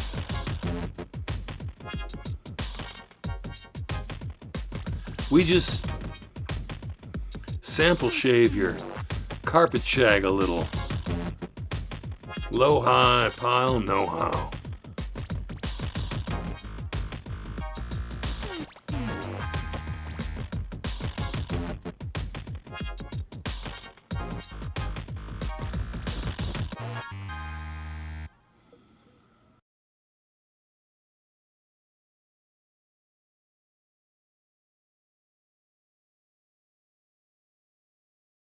Thanks for the assist there, Jim. How's everybody doing? Have to light up a quick one in honor of our brother Jim. Again, not a smoker. Do not condone smoking. I'm going to be honest with you guys. It's been a shitty weekend. Barely any sleep. Kind of forcing myself to eat. I had lunch at like 5:20 p.m. today. Lunch. Hadn't eaten a thing all day. It's been a shitty couple days. Let me crack open a window real quick, and I'll be right back.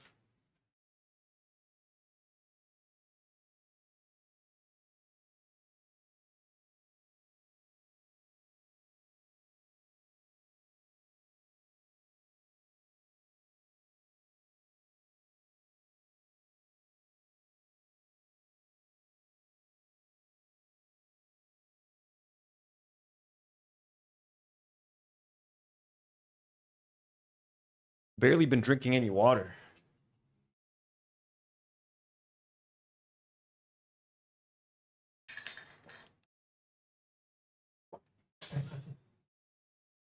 Gotta hydrate. To everybody who's here, thank you so much for being here. Not even Breyer says enjoy your cigarette without apologies. It's not even. I can't even really enjoy it. It tastes like shit. It just connects me with Jib for a second.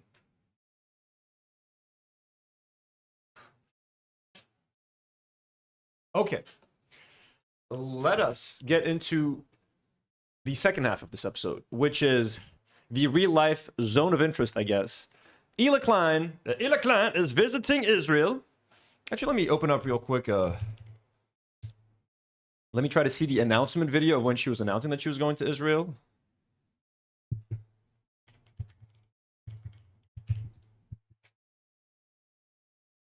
And by the way, this is footage from the from Leftovers H3 subreddit. Thank you to whoever compiled all of this stuff. And before we get judged by H3 fans, they're using a snark subreddit. Well, wasn't Ethan checking a snark subreddit while playing live poker and got caught screenshotting a photo? I don't want Ethan to accuse anyone of doing anything anymore. He checks snark accounts to look at people's Instagram stories. Today, we're doing the same to Hila Klein.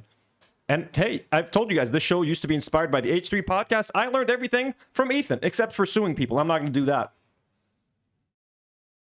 We don't sue people out here.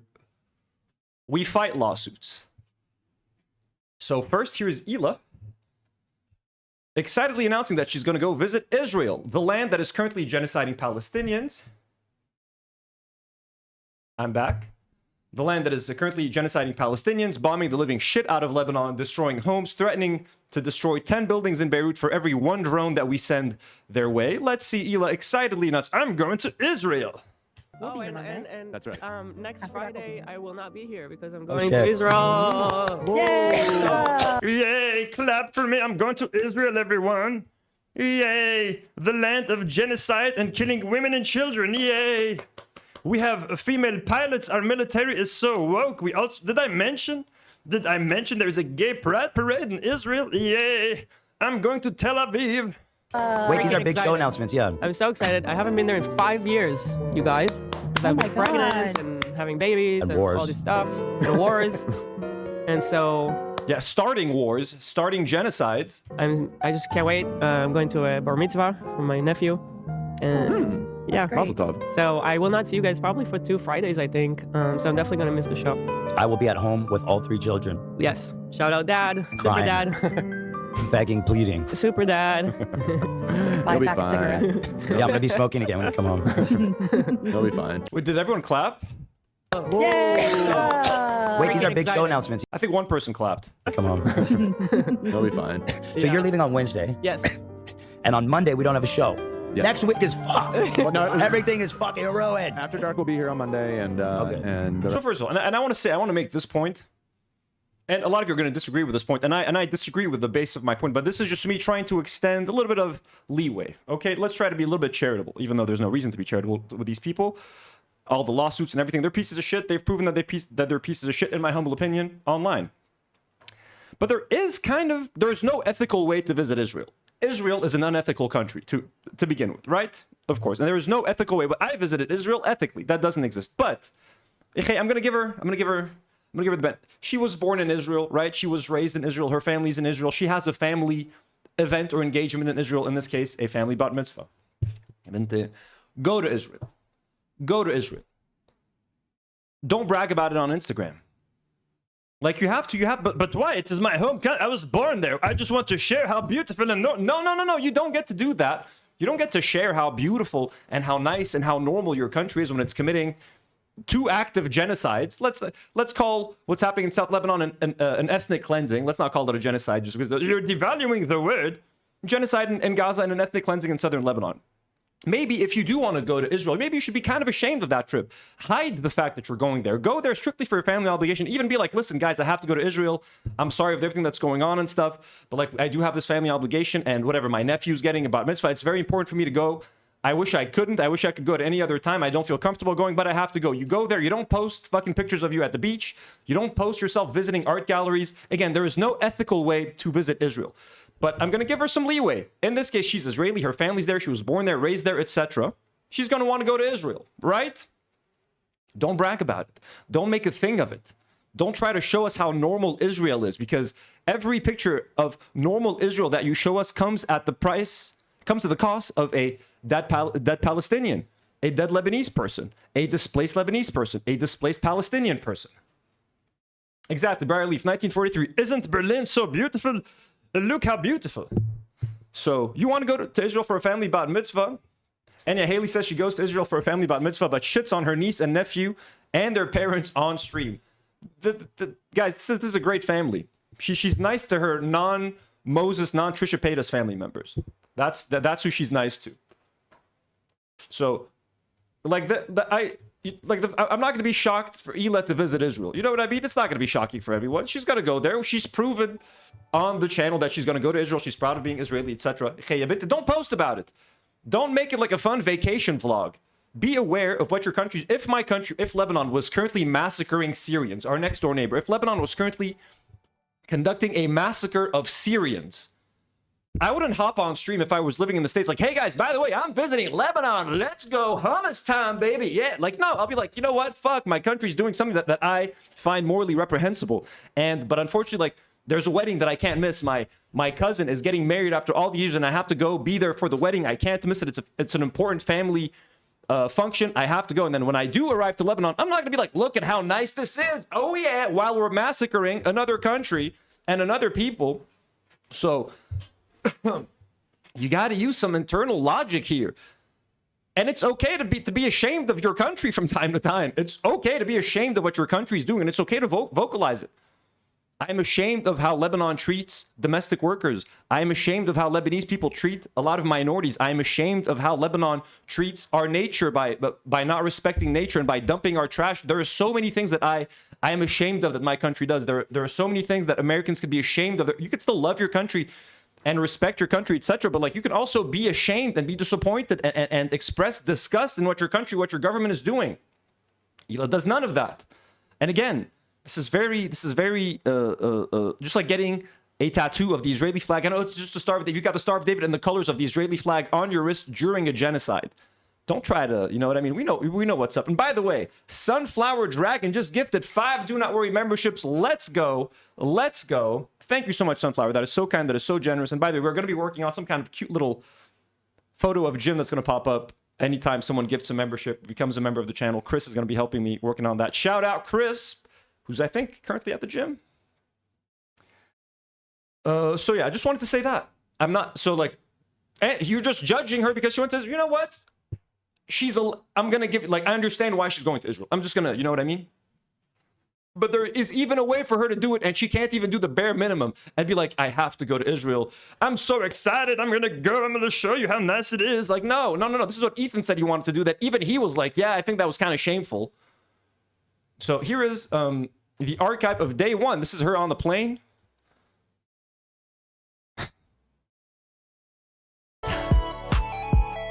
Headed home, so excited. Who wants to see some genocidal people at the beach with me? Girly pop, don't forget, I have my Teddy Glow on my way. This is like the worst advertisement you could do for Teddy Glow, by the way. I have my Teddy Glow on my way to Israel. Hell yeah. All the girlies. Like, unless you're like a full-on Zionist, how's this marketing campaign working for you? Aren't you girly pops so excited to put your lip gloss while we are looking at, we're watching the boats of the refugees? Look, there's people from the flotilla. I'm going to look my best while we capture and kidnap people who are on the flotilla.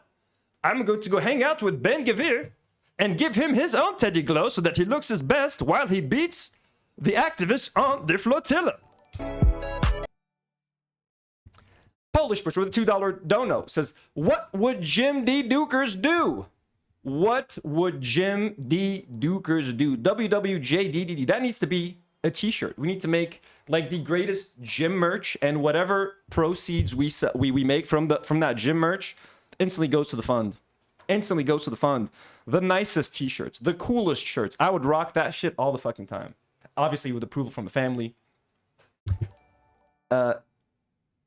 Dasam Zhao 6190. Dasam Zhao just became a member. Thank you. Welcome to the family, Dasam Zhao. Is that Brazilian? Dasam Zhao. Welcome to the family. Welcome. Yeah, the music, right? The quirky H3 music, the fun. Oh, hello.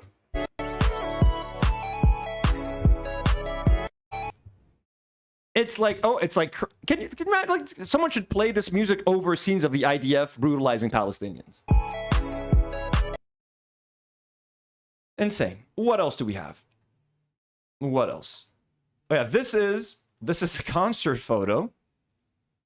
And by the way, so Gato Fumante was saying Hila Klein doing the zone of interest. We have this from another video, I think. So yeah, we'll get to this in a second.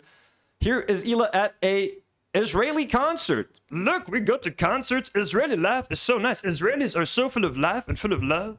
It doesn't matter. Despite the wars, we still find the time to celebrate and party and love life. Hezbollah will never keep us down. Hamas will never keep us down. This is what it means to be Israeli. Look at this.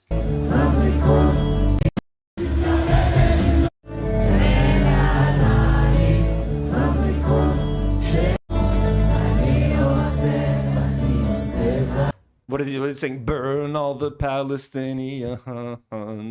Burn them all. Let's reclaim our land. Promise to us for 3,000 years. La la la la la la la. We invented hummus and falafel. Sunflower Dragon with another $5 dono. Well, thank you so much, Sunflower Dragon, for all the generous support of the channel today. It says, Hila doubled down on Israeli propaganda from the beginning. Why would she stop now? She is just gross. Yeah, she would never, she's never going to stop. That was just me being like, what if?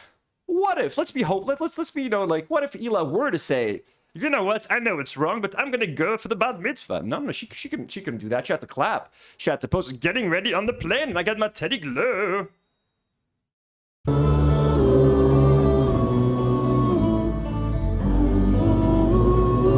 Who is this guy? Who the fuck is this guy? It looks like Johnny Knoxville with like a bleached blonde hair.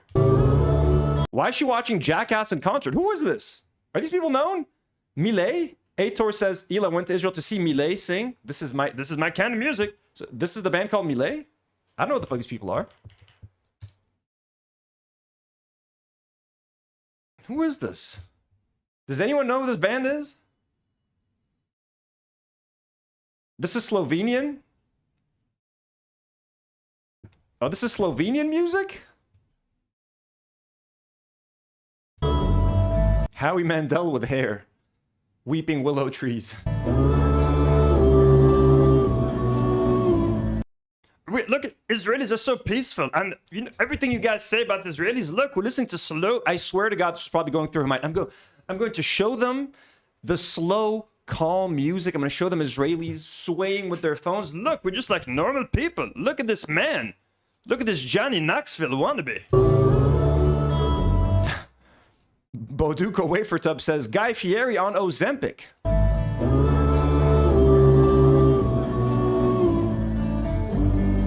Briarleaf says she looks more and more like the tattoo every day. That's fucking hilarious. That's diabolical, Briarleaf.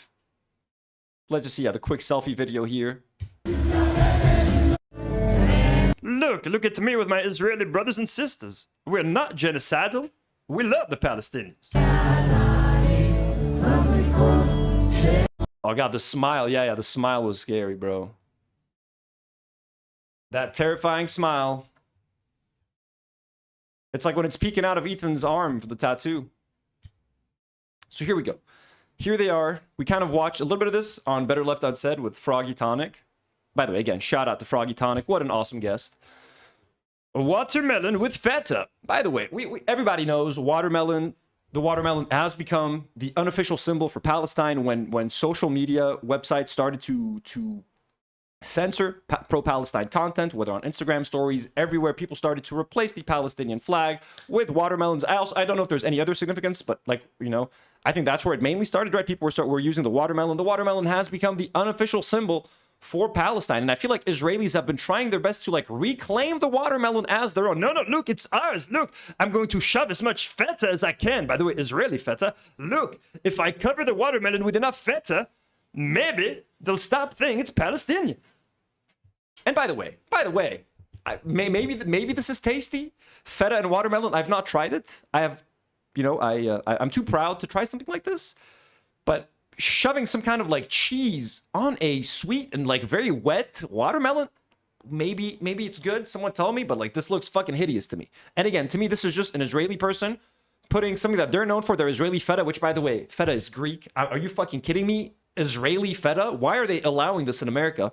Anyways, she's, you know, trying to smother this thing and fucking feta cheese, making a simple slice of watermelon unrecognizable.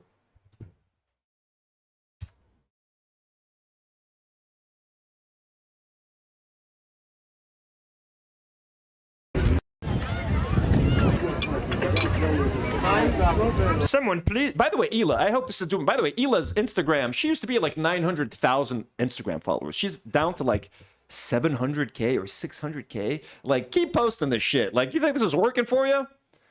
I'm gonna be so clever. I'm gonna show them the Israel. She's at 670K followers on Instagram, which is still huge. Much lower than 1 million. Keep sharing this. Keep showing the people your love for Israel at a time where Israeli sentiment is at a historic low. It's in the toilet. Hila was like, now's the time to stand by Israel. Let me nuke all of my brands. I miss the beach here so much. Yeah, Polish Pusher, great question in the chat. You know who else misses the beach, Hila? Particularly this beach? You know who's not allowed on this beach, Hila? Take a guess. Who's not even allowed to fish? Remember when the people in Gaza were being bombed for trying to fish off of their own coast? You know how many families miss this land? You know how many Palestinians around the world would love to be on this beach right now, Hila Klein? You know why they're not allowed to come to this beach? Because there's something called a Jewish majority in Israel that the government does everything it can to maintain, and that you support Israel being a Jewish majority state because you believe that if Israel is no longer a Jewish majority state, that Palestinians are going to eat you alive, right? So you support the Israeli military and the Israeli government doing whatever necessary to maintain this fake little life that you have here.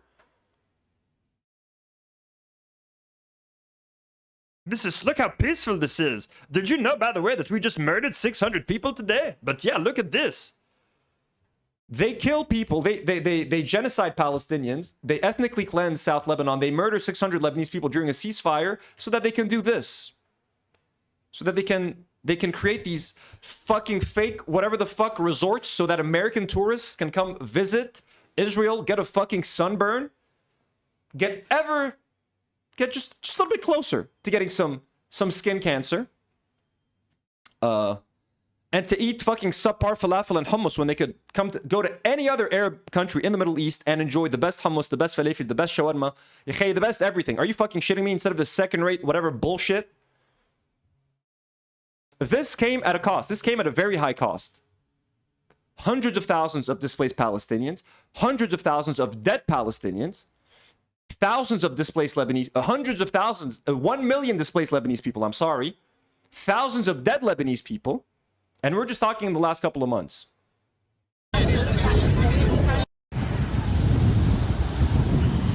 Look, these look like the beach shores in Lebanon. This is a beautiful beach. And it's so sad that the actual custodians and owners of this land are not allowed to be there. And Hila Klein, by showing this shit off, what do you think, what message is she trying to send here? Oh, I miss my home so much, it's the beach. No, she's trying to, look how beautiful this place is. Look how normal this place is. Look how nice this place is. Wouldn't you like to come visit Israel? Doesn't this beauty and serenity, like, do you see how beautiful this place is? Do you understand why we need to do what we do? Do you understand why we need to fight? Why we need to protect this? She's not saying this, but like, maybe I'm overthinking it. Maybe I'm seeing something that's not there. But to me, I see an Israeli person calmly walking around a beach, just showing you how nice it is, how calm it is, how beautiful it is. What's the message that's being sent there? We have to do this. We have to protect this by any means necessary. That's what she means. We have to protect this little serene patch of innocence that she believes it is, you know? And to protect this, that makes the cost of war worth it. That makes all these Palestinians' lives worth it. That dehumanizes them. You know, Lebanon deserves what it's getting. Palestine deserves what it's getting. Iran deserves what it's getting because look how beautiful this is. And to defend this, to protect this,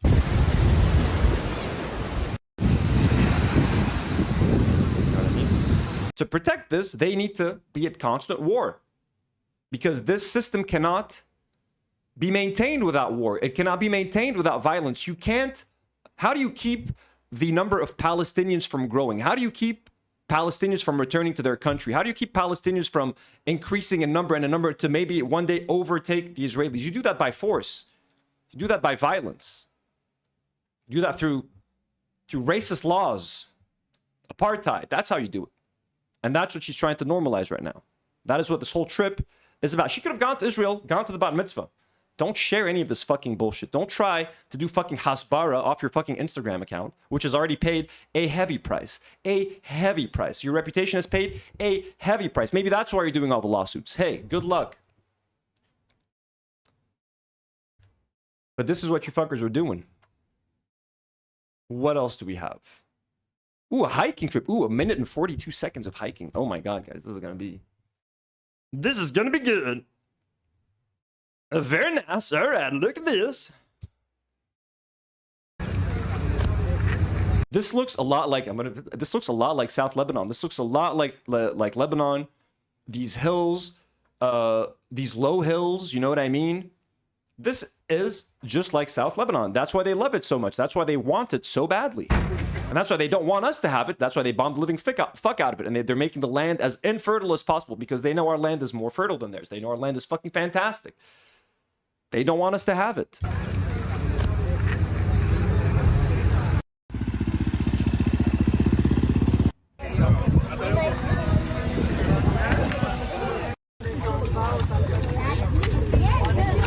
Oh my God, my favorite Israeli treat. And she's not even trying to appeal to like her American audience anymore. She's just writing stuff in Hebrew now. That's it. She's understood. She understands that right now this is a Zionist podcast. You know what I mean? With also maybe just there's a high Jewish portion of the population that watches their show now because they're like, hey, we found our show. Ator with another 100 Argentinian pesos says, follow the money. The protection is a bullshit. They work for the people who want the oil and gas rights throughout the Middle East. Yeah, now they're coming for our gas. Now they're coming for our gas under our oceans. Look, I dipped. This is an Israeli taco. I dipped in the tomato. Did you know that chopped up tomato is a very fine Israeli side dish? Dude, it's like, again, all of this while medics in Lebanon are being double tapped. You guys saw that double tap footage. It needs to happen. Hezbollah fired drones. She's doing this while Lebanese medics are getting double tapped. Let me just pull up that footage one more time, just because. I mean, I'm sorry, you know. Let's see what was happening while Hila was enjoying Our special correspondent Alex Crowe. her little hike. Let's just remember, this was just a few days ago. Okay, Lebanon. Neon jackets calling the second ambulance in. Hurt father and son in a car bombing that Israel bombed the car, injured a father and his son or his daughter. We got medics calling over a second ambulance. And after a father and his young daughter have been hit. Yeah, father and daughter. As the crew arrives, there's another bomb. Boom. Ambulance arrives. Israeli army double taps, kills the medics that were there, injures the medics that arrived on the scene. War crime caught on camera. What's Hila doing during that time?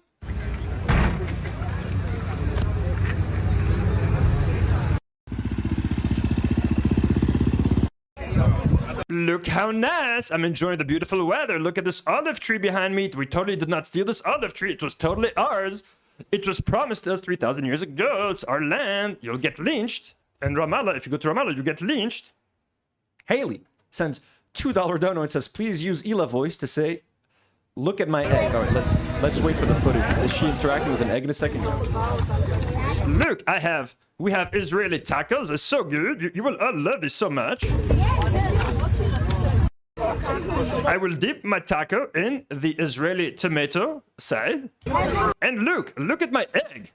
I have an egg. It's a boiled egg, and it's been chopped. You have the egg whites separated from the yellow part, the yolk, that I do not like. It's kind of dry. Yeah, she got Nomadic Velocity says got that settler headband too. Oh my God, how could I miss that?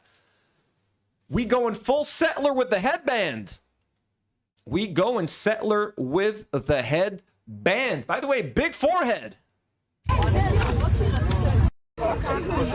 Meow meow. Look at this Israeli taco. Meow meow meow. Meow meow meow meow. Our silence means something. Nom nom nom nom.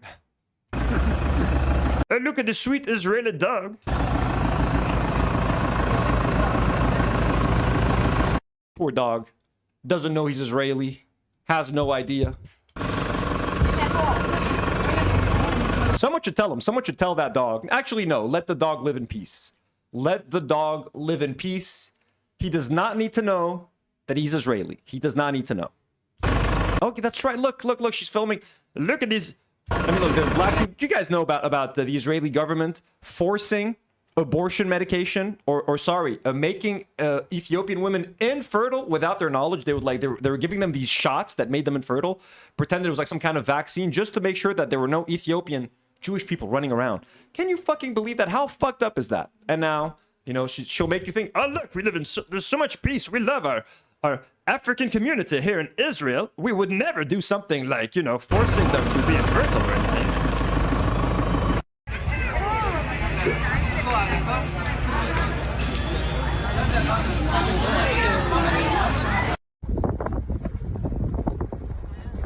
Look at this beautiful nature.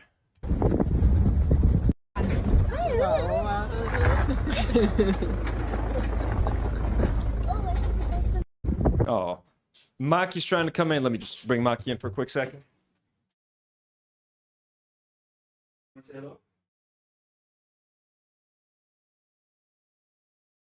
Quick hello from Maki. He's gonna get hair all over my shirt. Careful, Maki. Say hi to everyone. Say hi. Maki, say hi. You wanted to come in here. You're banging on the door. No. I'll come later, I promise. I'm almost... Daddy's almost done, Maki. He sheds like a motherfucker. He's crazy. Okay.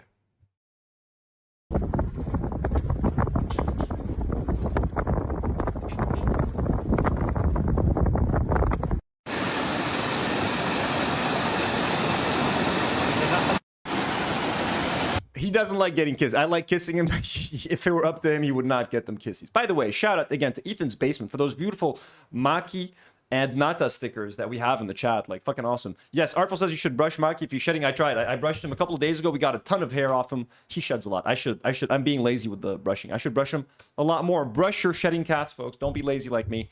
But I promise I did brush him 2 days ago. And I will do so again. God, the whole house was covered in hair when I brushed him. He's insane. Okay, let's go back to this for a second. Showing nature. Look at this beautiful nature over here. It's so nice. Paisy Pat said, yeah, she's doing an ad. This is literally a Visit Israel ad. She's showing you she's showing you the beach. She's showing you the mountains. She's showing you the food. Look at, you can get all sorts of drinks, all sorts of snacks. Look at this.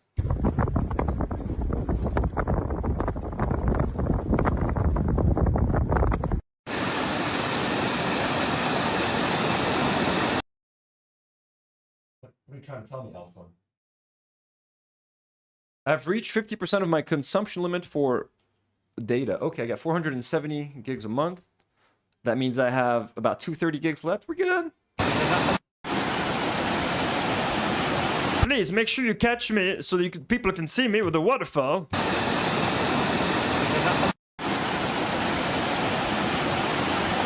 I mean, part of me right now, what am I doing? It's just, technically, theoretically, is she doing anything wrong? Theoretically, technically.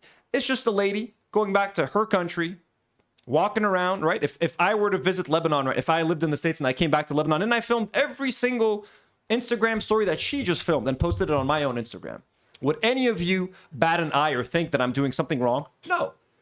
You know, I could go to a Lebanese river, stand, you know,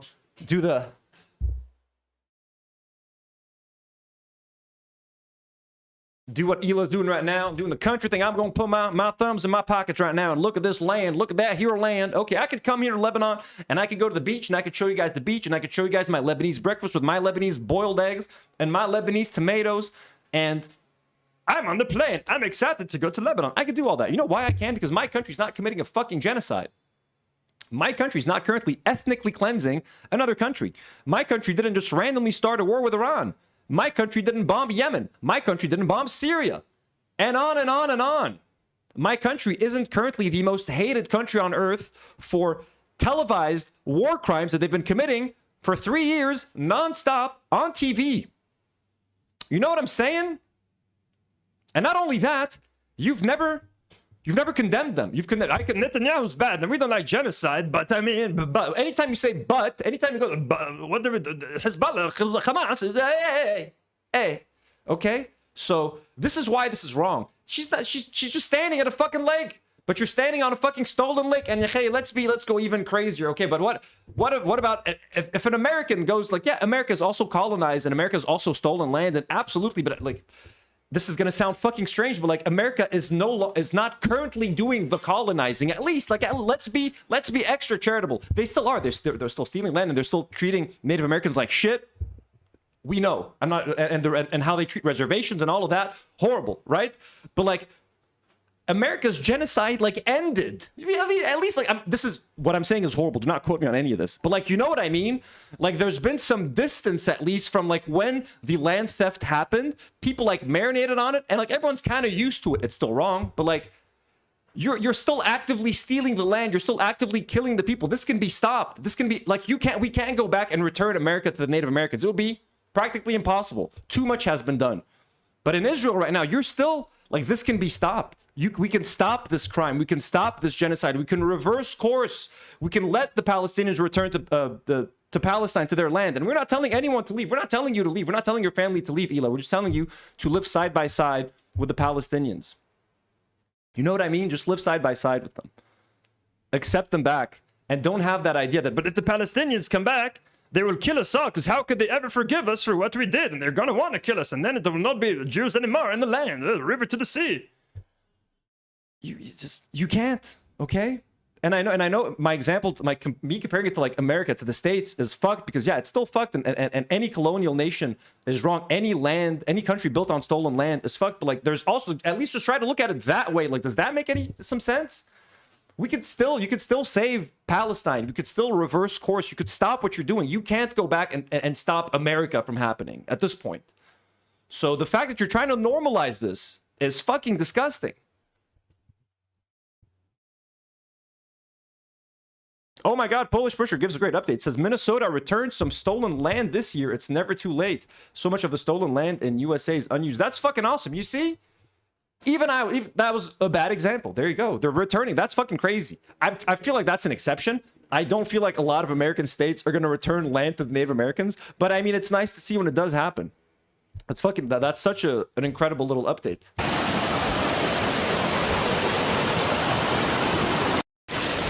What is this so awkwardly filmed too, dude? I'm just a shy girl. Israel is so peaceful and beautiful, you see? When Hamas and Hezbollah aren't bombing, do you see how beautiful and pristine it is? Do you see? Do you see what they're trying to take from us? That's what these posts are. That's what she's trying to say without saying anything. By being all like, oh, it's so peaceful. I got my thumbs in my pockets and my settler headband on.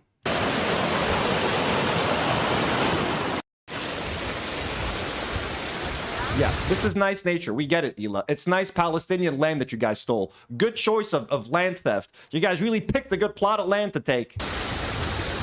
They're just showing off what they stole. Like, how fucking crazy is that? She's just showing off land that isn't theirs. I can't stop. Am I doing the Hila voice too much? I feel like I can't. I'm doing it too much. Look at how pretty this is. Like, yeah, we get it. We get it. It's pretty. Shumadelik, you want me to tell you that it's ugly? You want to tell me that Palestinian land is ugly? No! You stole some beautiful fucking land.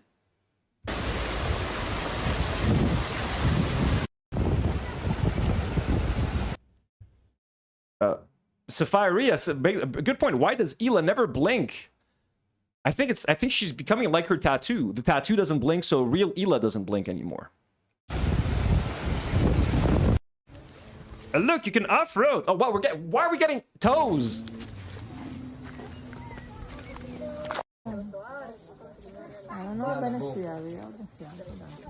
Jump in. Jump in for a swim. It's definitely not infected with anything. Oh my God, what? What? Dude, I thought they were showing how nasty this is. Guys, I would not jump into something like this. In the middle of nature, this is just like literally still water just sitting there. And whatever viruses and microbes are there are just fucking like percolating. And like, oh, she actually put her legs in this fucking thing? Dude, I swear to God. Guys, I swear to God. I swear to God. I thought that they were just filming this. Like, look how nasty this is. Because why would you swim? You're not gonna, like, why would you find, like, Demi and I were doing a hike like last week. There were like these little still ponds, but like there's no new fresh water coming in there. It's just the same water sitting in there.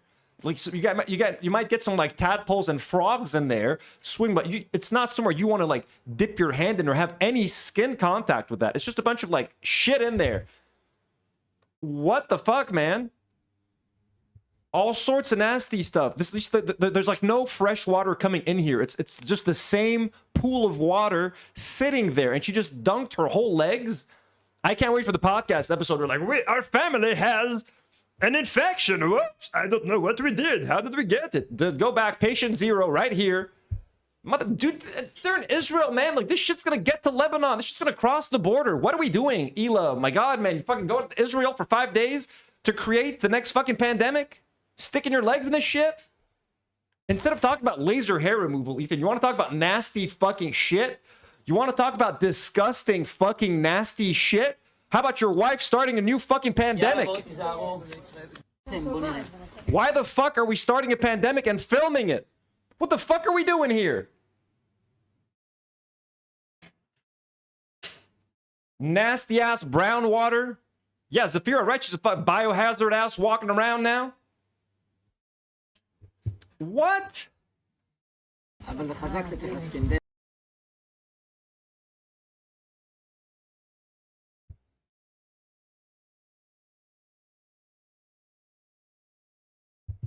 Caramel fraps for me. That's a very level-headed message. That is, you know, that normally, you know what? Not today, caramel fraps for me. Very, very level-headed message. You're 100% correct, though. Caramel Fraps. Don't like attacking people for things that they can't change. Her atrocious worldview can be changed, but to attack her appearance or voice doesn't feel fair. Listen, the appearance, we've said nothing. The voice, that is true. We do attack the voice. But again, they're despicable people. I understand it, though. But thank you for always keeping us in check. Caramel Fraps, we need to hear stuff like this. And sometimes I get angry at my commenters. It's only happened twice. We fixed it with Billy Beelzebub. We still need to fix it with AC.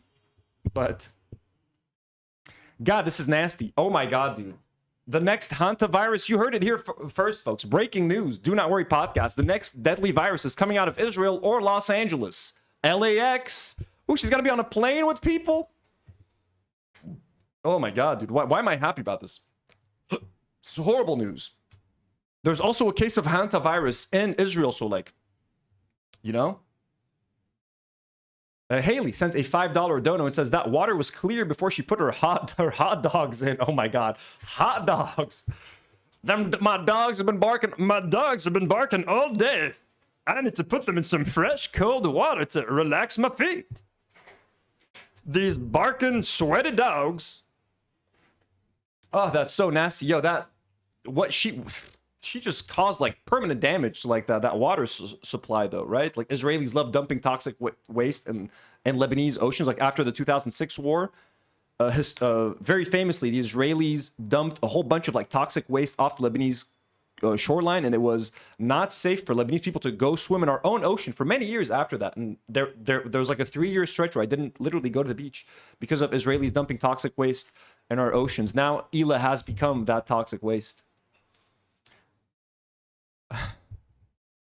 What is this? You're enjoying a nice little coffee and mom's cheesecake in the morning. Shit, let's better hope your mom didn't teach that to Moses.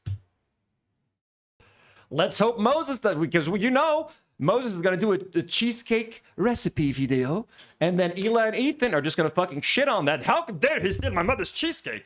Only my mother can make cheesecake.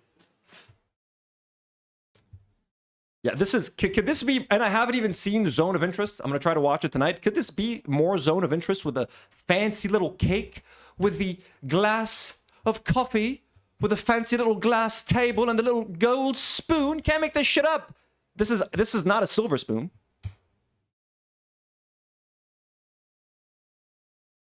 You know who would love a nice little slice of cake, Hila? You know who would love this little slice of cake? Let me show you.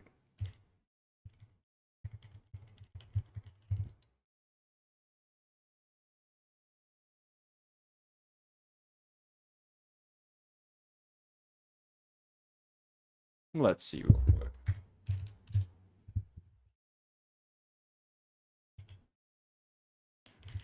Sorry about that.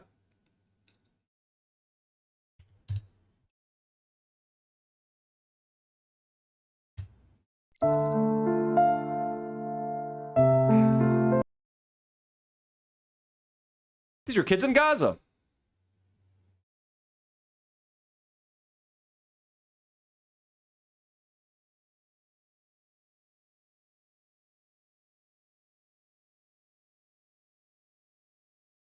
Yum, yum, yum.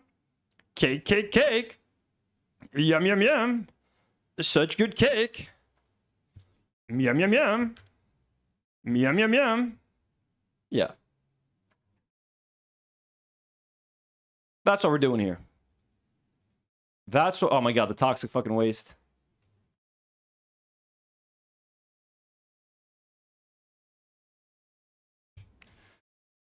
Ooh, look, ooh, 26 seconds. What do we got here? Israel vacation evening. So now we're getting a night out in Israel. I'm guessing Tel Aviv. Oh my God, look at the nightlife. Everybody has so much fun here in Tel Aviv.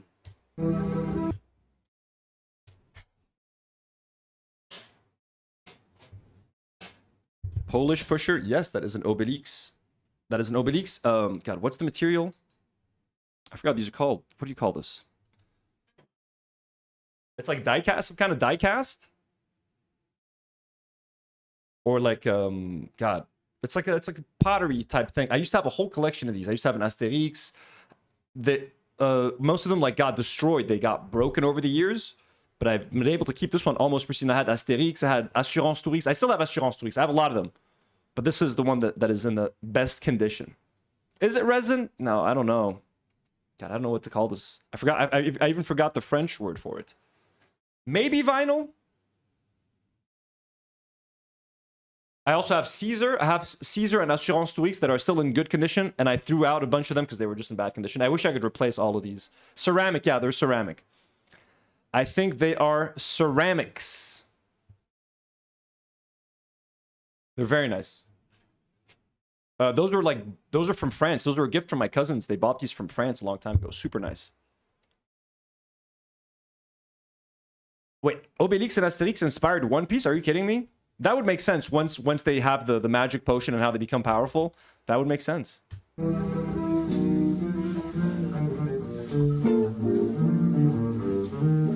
Israelis love creating art. They just love music.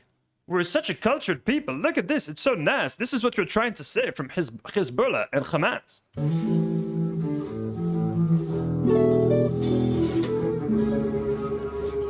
You know who would love to go to a jazz club? You know who would love to be able to enjoy a nice night out? Enjoying a nice little dinner? Look at that nice little menu. Oh, there's a little Basque cheesecake. Oh, you don't say. Chocolate mousse, olive and salt, cheesecake, and apricot. Oh, how nice. Look at that fancy little menu. They sell lemonada. Oh, that's our drink too. Those motherfuckers, bro. Those motherfuckers. Hada is like ouzo. You know how ouzo? Greeks drink ouzo. Hada is kind of like ouzo. It's a little bit weaker, and you break it with water, and it ends up looking like milky white, so kind of like it's a clear drink. You mix it with water. Very tasty. Tastes like licorice.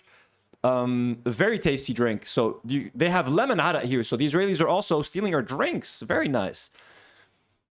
What else do they have here? Ooh, a plate of what? An assortment bag full of green, the heart of poo, golden roasted baby, whole sweet. By the way, like just as a little thing, but I haven't shared a picture of my food in like months, maybe even a year here in Lebanon, given that there was a war and there was a shortage of food and displacement, etc. At least me and a lot of other Lebanese people know that it's like there's a time and place to share certain things on social media.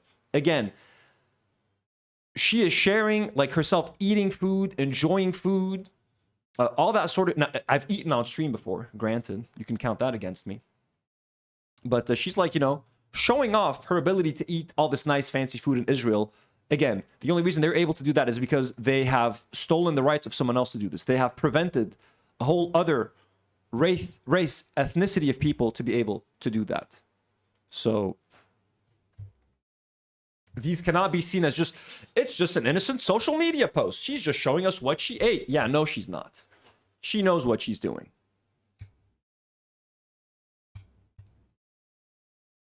Oh, that's just a picture? Okay.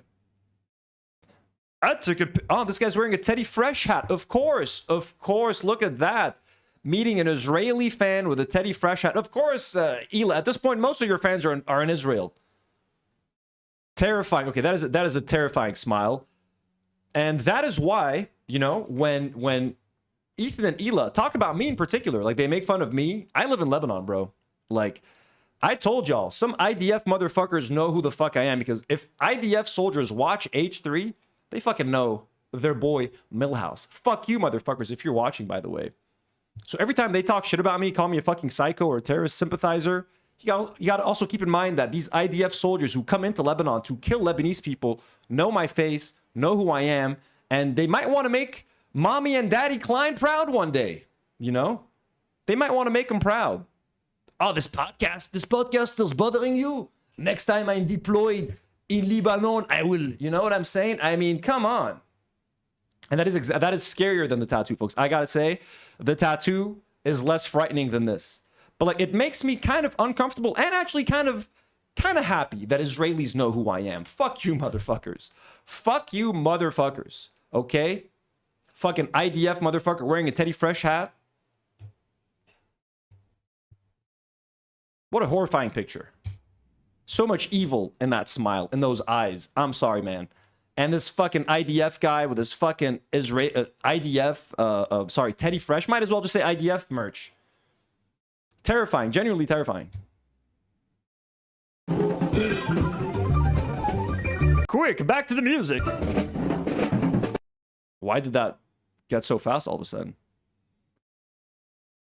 Scary shit, man. Scary shit. My next door neighbors. We have some more. Look at that. This was on the 24th of May. What? Oh, exploring. We're going to see some Israeli art. I'm Israeli and this is my art. Mitsubishi Records says feta and watermelon is Greek, I think. Well, then if it's Greek, then I respect it. If it's Greek, then I respect it. But Mitsubishi Records, you know Israelis call feta Israeli feta, right? You know that they have a thing for feta and they're trying to claim feta as their own and they brand it in every country where they import it. Israeli feta, Israeli feta, Israeli feta. I think most Americans think feta is Israeli at this point. But also, I would never eat watermelon and feta. You heard it here first, folks.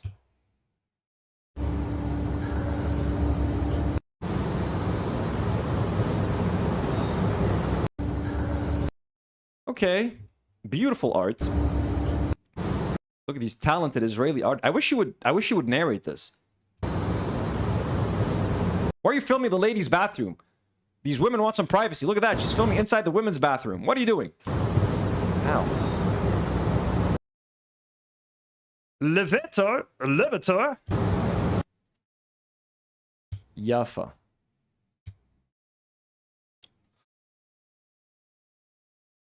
Beautiful art. Look at that. Wow. Israelis are so talented. Is that a clown on a unicycle? Is that a clown with a whip?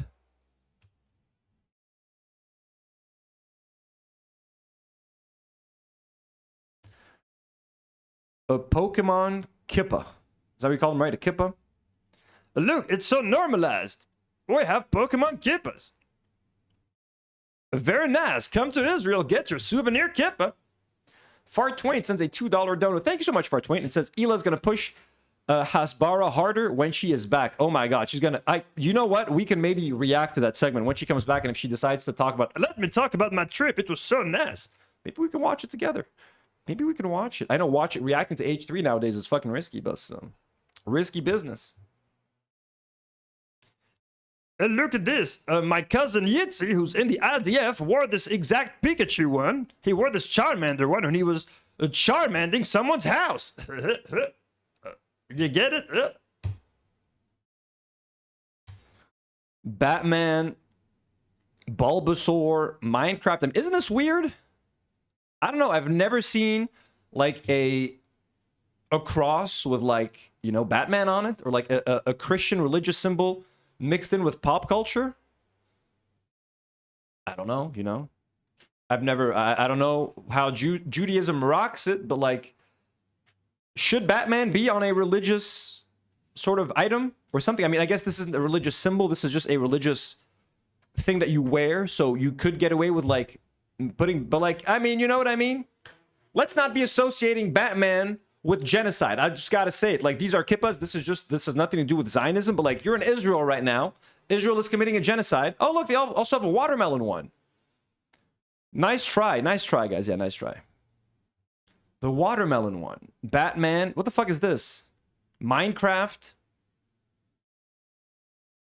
I mean, this is weird. Like, I don't know, man. You know what I mean? I guess next time I see a cross with a Bruce Wayne instead of Jesus, I'll wear that because pop culture is cool to normalize religion. Anyways. Yeah, watermelon one is just pure evil. It is. It's just a dick move to do that. Hideous. Oh, look, a cafe has old vintage couches on the outside. Isn't this cool? We're just like New York. Don't you think you're walking down the East Village? Bruno Munari's ABC. It's also written in Arabic and in Hebrew. More beautiful Israeli art. Look at that. Gorgeous, gorgeous Israeli goodness.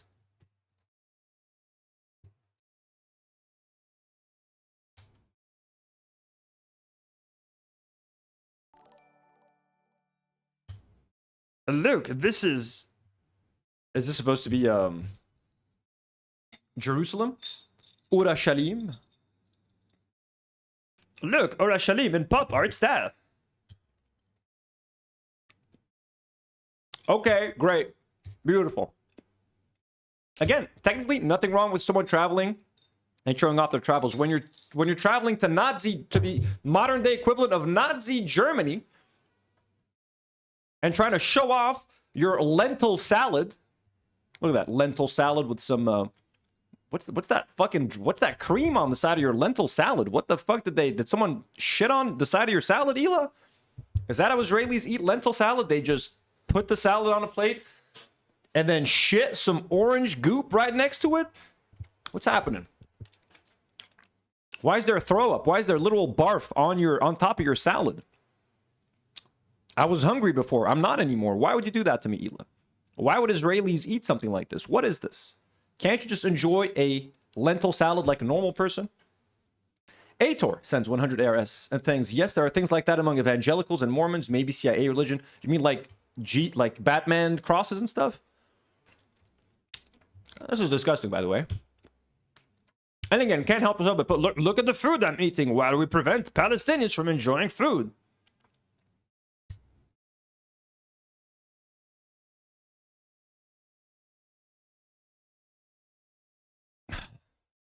Beautiful. One more. And then there's one that I recorded from today because Reddit did not have it yet, so I had to do myself, folks. What else we got over here? By the way, just a quick reminder. Anybody who's just joining us now, please take a second to subscribe to Jim D. Duker's YouTube channel. The link is pinned on top or the bottom of our YouTube live chat. Jim was our greatest community member who we just lost over the weekend. Everyone is heartbroken here in Do Not Worry Land. It's been hard to get through these last couple of days, but we want to keep our friend's legacy alive. And one way of doing so is by supporting his YouTube channel. Enjoy some of his poetry videos. Watch one a day. Like his videos. Click that like button. Engage with them. Leave a comment. Let's give them a little boost in that algorithm. And he's currently at 130 subscribers. Fucking awesome. Thank you guys so much. The link is pinned on top of the live chat. Please support our fallen brother, Jim, who we love and miss desperately.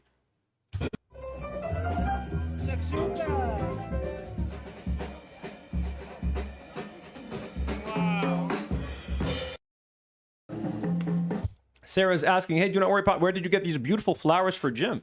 I got these flowers from, I think it was called Adonis Flower Shop. It's just a little flower shop not too far from my house in front of the church in Adonis. Picked up some of those flowers for him, and yeah, hopefully they'll be around for a few days. We're petting a bunny right now. Poor, terrified little bunny.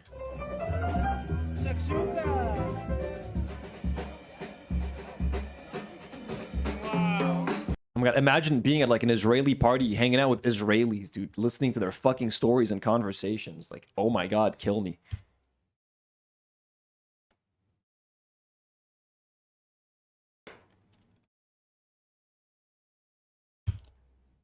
He looks like Rocky when AB and Lena pet him.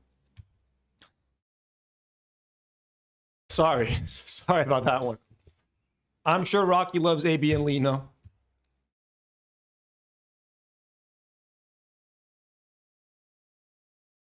Is it normal for rabbits to look that depressed?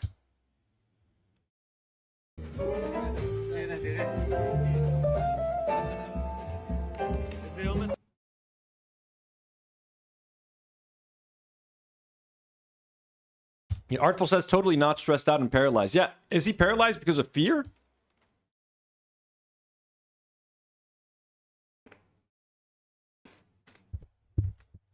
Polish says I had a pet bunny and she is not petting him correctly. They come from the H3 school of petting animals. Okay. That was the last one. I have one more that I recorded. One second, I just gotta close the window.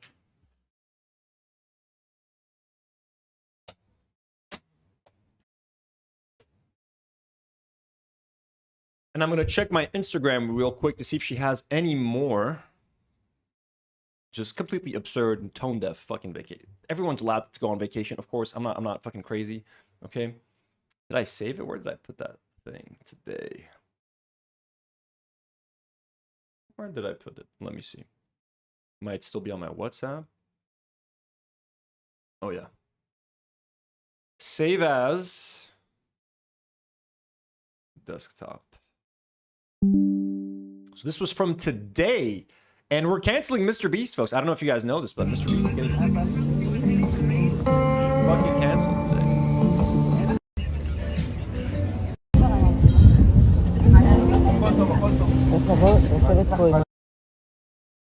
You guys ready?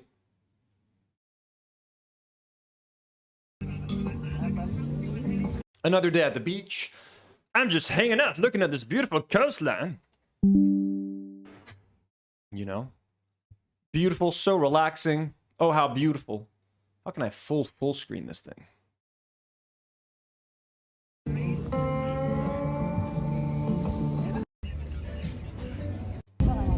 Another, you know, Disney character on her shirt.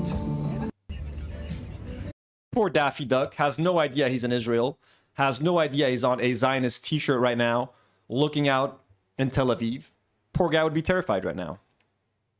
And especially Disney characters. Wasn't Walt Disney like a huge anti-Semite? Forget Zionism. He just hates Jews. That's Walt Disney in general. Yeah, why is Disney even a thing in Israel? Why do they like Walt Disney when he historically was such an anti-Semite? You know what I'm saying? And she's wearing Daffy Duck like proudly on her shirt. Like, do you not know the history of this of Daffy Duck? Sorry, Donald Duck. I always say Daffy Duck. I always say Daffy Duck. Apologies, sir. I have slandered you. This is Donald Duck. Donald Duck is the anti-Semitic duck. Daffy Duck is not anti-Semitic. I'm sorry, folks. You see, I'm not a Disney adult, by the way. Anybody who calls me a Disney adult, there is your fucking proof. I call Donald Duck Daffy all the time. No Disney adult, no self-respecting Disney adult would make that mistake. Okay?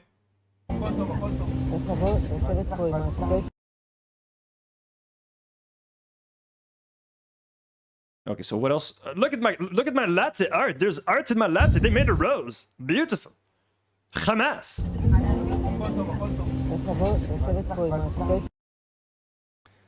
Martin, so their friend, the water guy. I think Martin Reyes would approve. Yeah, Martin wasn't the guy. I went to Tel Aviv and I loved Israel. I loved Israel so much. So that's Martin. Fuck his opinion.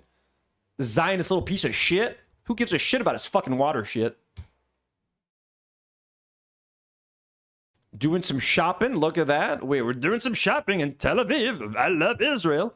It's such a normal country. Come do your shopping with my Donald Duck shirt. This is why we're canceling Mr. Beast, folks. Look at that. Mr. Beast lab hybrids being sold in Israel, out of all places. Look at that. She's trying to cancel Mr. Beast. She's trying to be like, look, you see? If Mr. Beast is in Israel, why do people hate me? She's literally doing this to get Mr. Beast in trouble. I swear to God, she's showing off Mr. Beast. Not to be like, oh, look, Mr. Beast is in Israel. She's like, oh, hey, look, Mr. Beast is in Israel. Why isn't he getting any shit? I swear to God, dude. Everything has a motive. And fuck you, Mr. Beast, dumb fuck. What the fuck is this? Candy?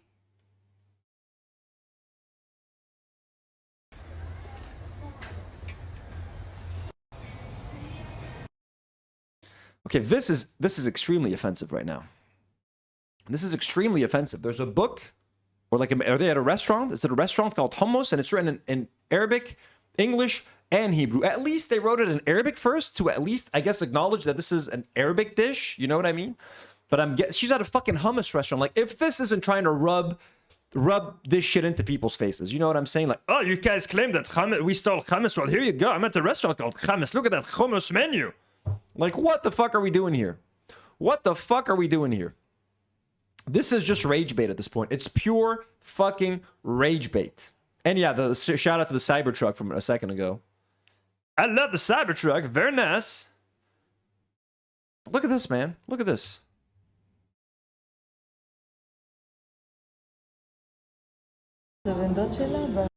My dad's cousin, Itzik Hagadol. Is he the founder of this restaurant? What is this? And look at that. Oh, so these are all basically Lebanese dishes. These are all Lebanese, Palestinian, Arab dishes that they've just fucking stolen. Falafel, hummus, Lebanon. You got some nice little olives from Palestinian olive trees. None of this shit is fucking Israeli, my guy. Okay? Look at that. Trying to reappropriate culture. Steal our culture, steal our food, steal our music, steal our everything, our drinks, our words.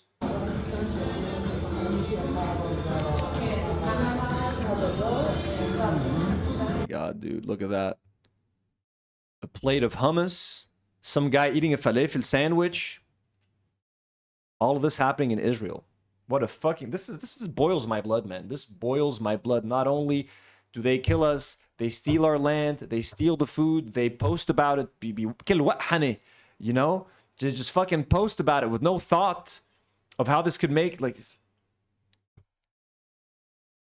No wonder it's the most hated country in the world. What can I say? You're the most hated country in the world. Hila Klein, you and your people are the most hated people in the world. I'm not talking about Jewish people. I'm talking about Israelis, okay? And people don't hate Israelis because they're Jewish. Oh, no, no, no, no, no. They hate Israelis because of shit like this.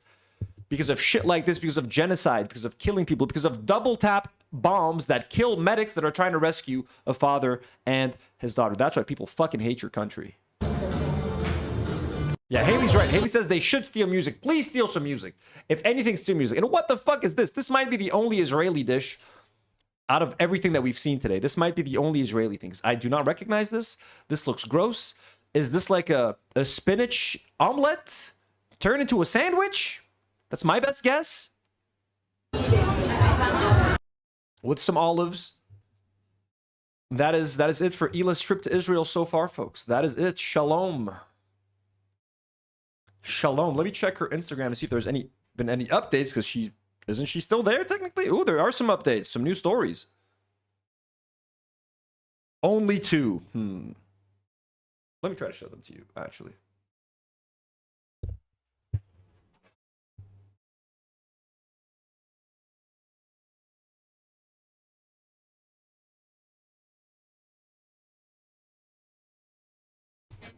More art.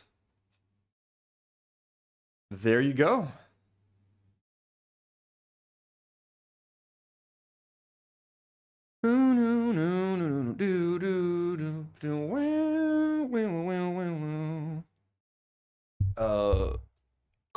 Quinny Bo Benny. Love the name. Quinny Bo Benny. With a $5 super chat. Thanks so much, Quinny Bo Benny, for supporting the channel. I wonder if they have to play their jazz louder on their outdoor dining patio so they don't hear the Palestinian kids crying from hunger. Quinny Bo Benny, sometimes, you know what's sad? Sometimes those explosions and Palestinian kids crying for hunger is music to some of these people's ears.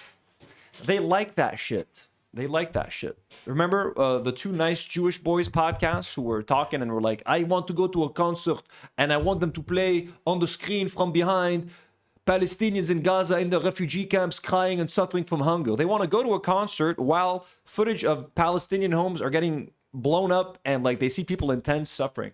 Like it's a sick society, to be honest with you. Yeah. I wanted to react to Sam Cedar versus Jillian Michaels, and I'm going to try to do that tomorrow. Tomorrow night I'm going out for a little bit, but I might be able to do that live stream maybe after or before. I'll figure something out. So tomorrow's schedule is not going to be clear. I'll announce it beforehand, and I'll try to tell you what I'm going to be doing exactly tomorrow. I also want to do part 2 of going back to the beginning, the beef between Ethan and Hassan. We already reacted to the final episode of Leftovers together. Now I want to watch when Ethan called into Hassan's stream and they had that other 3-hour massive fallout. We're going to react to that as well. So that is for later this week. And I have to do a gaming stream, or at least a Tino's Playroom stream, whether it's going to be gaming or building some Lego. That remains to be seen. But we have a couple of big streams for this week. So Sam Cedar versus Jillian Michaels, which I'm very excited about. I mean, sorry, you know me and her take. The show with Anna Kasparian and Jillian Michaels. When Jillian Michaels left that show, I was sad because she's so cringe and such a piece of shit. So her versus Sam Cedar. I just want to watch Sam Cedar wipe the floor with her. Very excited to react to that. That'll probably come first before the Ethan versus Hassan part 2. And yeah, and I might be starting to build the Mos Eisley Cantina, a $600 retired Lego set on Tino's Playroom. So if you guys want to support and check that out, check out Tino's Playroom.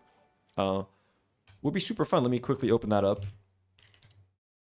To everybody who joined in today, thank you so much for being here for the live stream. Hope you guys enjoyed it. I'm going to try to cut up the Hila part as a separate clip as well. If you haven't checked out our live stream yesterday for Jim's honor, please check it out. Here is Tino's Playroom. Let's get to 1.3K subs. Who wants to subscribe, folks? Let me share the link in the live chat, whoever's not subscribed, if you guys like Lego, you like video games, you like Dark Souls 2, subscribe to Tino's Playroom. It's a super fun channel. Also, who else is subscribed to Jim D. Duker's YouTube channel? Let's see. We're at 135 subscribers. Let's go. On a mission to get him to 200 subscribers. We're already up like 40-something subs today. Billy Beelzebub says that Jillian Michaels' debate was a clown show. That's what we want. But watchable clown show, Billy? Watchable clown show, you mean? Or like bad clown show? Like good type of clown show, you mean, right? Like something that we would enjoy? Because I'm down for that. So subscribe to Tino's Playroom, folks. It's gonna be fun. It's gonna be fun. It's a fun channel. We do little Lego reviews over there. Look at that. Little reviews for smaller sets, bigger sets, reactions. We're back to Dark Souls with Elias. It's gonna be fun. Guys, much love to everybody who's here. We love you. Sorry for everything that's been happening over the past few days. You know, I know how hard it is. It's impossible to do this. Good clown show for sure. Okay, awesome. Haley, I missed your super chats. What? Let's go. Sorry, Haley. I won't see you.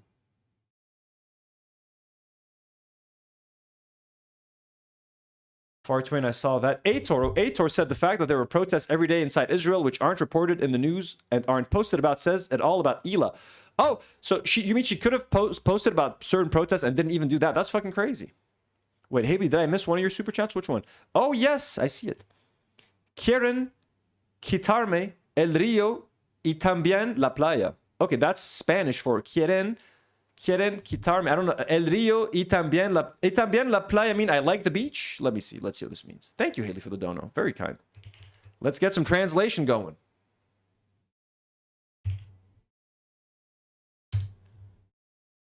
Oh, it's Bad Bunny. In English. What does that mean? This phrase translates to they want to take the river and the beach away from me too. Oh, that's beautiful. They want to take the river and the beach away from me too. Is that in reference to the Palestinian beach?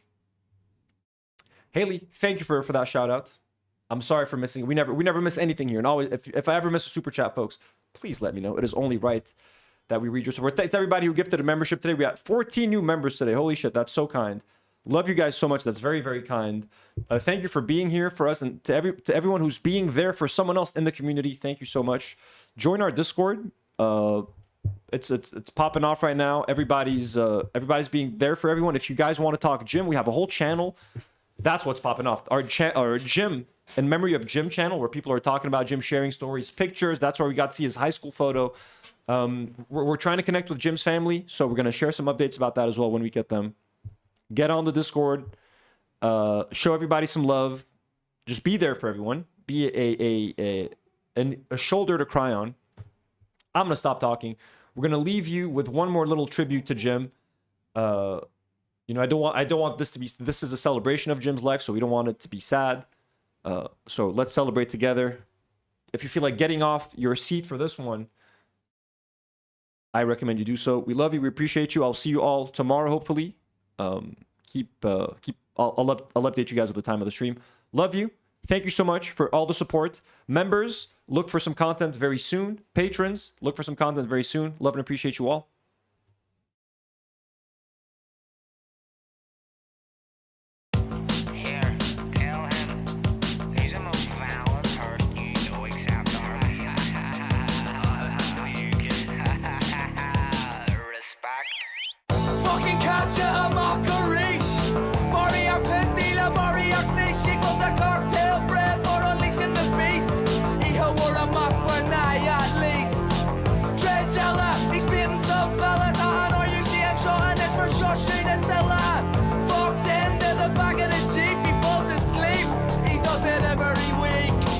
Chucky or La, get the Brits out lad. A one-way ticket, please, I've lost my bus pass. It's Jackson off, he's looking some pins, man. A Kylie fucking Freakin-ish, man. Keep her at the fucker, fucking fuck off. Jesus said on the cross, 2 tins of bush, 20 figs, and the dog is still lost. Who's next? Me, miss, I'm with you like a bag. While you're shopping out your nose, I see your ankle tag. Fuck you, curfew, dislocated eye socket. Overnight cop shop with 2 grams in his pocket. Loves his reputation, now he's no for being a rocket. In his dreams, 9mm loaded. I'm a hitch, double OD. Low lace coming what they say about me. Cause I'm a hitch, double OD. Low lace coming what they say about me. A dog with a job, what the fuck is that? When Harper Mickey's just sitting in the flat, sipping on his cans and smoking rollies, cause all the best jobs are taken by the doggies. Squidgy black and crack and must blue for hand lab. Beat the fast and assess, got that note on bank cash. Jack and Nish, hit the stash, want to pass, it's an eye. Jack a goose, Coquelina, solo Miriam, jaw ash. Jack. It's gonna be a bloodbath. It's gonna be a bloodbath.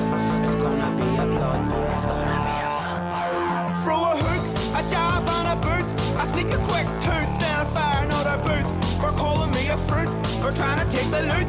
But Billy won't be bothering any more hoots. Nish, couple of cash, do you want it in your chest, or your knees, or your head? DJ Provey has the lead. You can beg, you can plead, you can tell us what we need. You can change your name, but you're all the fucking same.